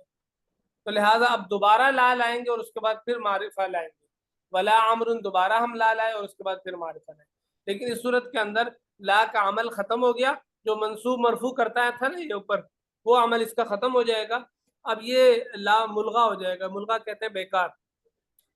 ला खालिदुन हा हुना वला सईदुन, यहाँ भी ला के बाद खालिदुन मारिफा है, मुफरद है, लिहाजा ये भी ला मुलगा हो जाएगा। अब दोबारा ला आएगा, ला के बाद फिर दोबारा मारिफा आएगा।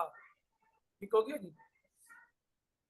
और आसान अल्फाज में मुसन्निफ रहमतुल्लाह अलैह फरमा रहे हैं कि देखें, इसको यूं समझो। कैसे समझो भाई, कि जब दो मारिफों को किसी जगह ना होना बताया जाए ना, यानी दो इसम है मारिफा, किसी जगह उनका ना होना बताना मकसूद है कि ये भी नहीं है ये भी नहीं है, तो इसकी तरकीब इस तरकीब के साथ बताएं। क्या मतलब, कि ला लाएं, उसके बाद मारिफा लाएं, फिर ला लाएं, फिर उसके बाद मारिफा लाएं, और दोनों को मरफू पढ़ें। ठीक हो गया। और अगर दो नकिरा इसम हो, उनका ना होना बताना मकसूद हो, अगर दो इसम कैसे हो, नकिरा हो, और उन दोनों का बताना ना होना बताना मकसूद हो, तो फिर उसको 5 तरह एराब पढ़ सकते हैं। जैसे ला रजुल फिद्दारी वला इमराता, दोनों पर जबर पढ़े। ला रजुल फिद्दारी वला इमरातुन, दोनों पर पेश पढ़े। ला रजुल फिद्दारी वला इमरातन, पहले पर जबर पढ़े, दूसरे पर दो जबर पढ़े। या यूं कह लीजिए, पहले पर नसब पढ़े और दूसरे पर, पहले पर फतहा पढ़े और दूसरे पर नसब पढ़े। आपको एक बात और मैं बता दूं, जो फतहा होता है ना, ये मबनी मबनी के अंदर अगर कोई इसम पर जबर आ रहा है ना, उसको फतहा बोलते हैं। और मुअर्रब में अगर किसी इसम पर जबर आ रहा है ना, तो उसको नसब बोलते हैं।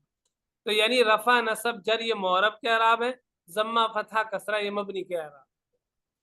और ला रजुल फिद्दारी वला इमरातुन के पहले पर फतहा और दूसरे पर रफा। ठीक है।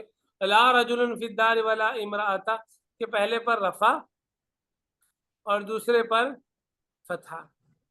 पांचों तरह एराब पढ़ना जायज है। कब? जब ला के बाद दो इसम आए नकिरा और दोनों का ना होने बताना मकसूद हो कि ये दोनों नहीं। ठीक हो गया। ये इसी की मिसाल को आप वहां ले जाएं। कहाँ जी? ला हौला वला कुव्वत इल्ला बिल्लाह। नंबर 2 ला हौलुन वला कुव्वतुन इल्ला बिल्लाह। ठीक है। नंबर 3 ला हौला वला कुव्वतन इल्ला बिल्लाह। नंबर 4 ला हौला वला कुव्वतुन इल्ला बिल्लाह। नंबर 5 ला हौलुन वला कुव्वत इल्ला बिल्लाह। पांचों तरह पढ़ना जायज है। ठीक हो गया जी। पांचवा जी हर्फ निदा है, ये इंशा अल्लाह ताला हम कल पढ़ें। सर जी ये जो ला नफी जिन्स है, इसके बाद अगर कोई नकिर आता है तो क्या लाम का क्या इतना अमल मुतशद्दिद होता है कि मैं वो खुतबात अमीर शरीयत पढ़ रहा था तो वो कहते हैं कि सर्फियों को भी इतना नहीं पता होगा जितना मुझे पता है कि ला के बाद अगर इसमें नकिर आ जाए तो उसका क्या असर होता है, तो क्या इतना उसका क्या असर पड़ता है लाम आ जाए तो उसका माने में या तरकीब में? दोबारा मैं आपका सवाल नहीं समझा, दोबारा बताएं। और अमीर शरीयत के मैं खुतबात पढ़ रहा था तो वो फरमाते हैं कि अगर लाए नफी जिन्स के बाद कोई नकरा इसम आए ना तो उसका असर बड़ा खतरनाक होता है कि वो सब कुछ देखिए इसमें की जिन्स नफी की कर नफी देता होती है। इसमें किसकी नफी होती है? किसी है जिन्स की। खास फर्द की नफी नहीं होती, जिन्स की नफी होती है। और जिन्स की नफी उमूम को शामिल होती है, सब को शामिल होती है। हाँ गालिबन जिस उनकी तरह मुराद यही होगी। ला नबी के बाद ठीक ही। है। देखें मिसाल के तौर पे कहा ना कि जैद नहीं है, तो ये तो एक आम हो गया, ये तो एक फर्द की नफी होगी। लेकिन ला इलाहा इल्लल्लाह, कोई भी माबूद नहीं दुनिया में, सारे माबूदों की नफी कर दी सिवाय अल्लाह ने। ठीक है। जी जी जी। इसी तरह और ला तो नबी इसके अंदर जो या भी बाद नफी ही की की मिसाल जाती है ना, देते हैं। वो उस चीज के जिन्स में जितने भी अफराद हैं ना, उन सब की नफी कर दी जाती है। जी इसलिए ये इसका मफहूम ज्यादा वसी है, यानी इसकी नफी ज्यादा वसी है, यूं कह लीजिए। जी जी ठीक हो गया। जज़ाकल्लाह।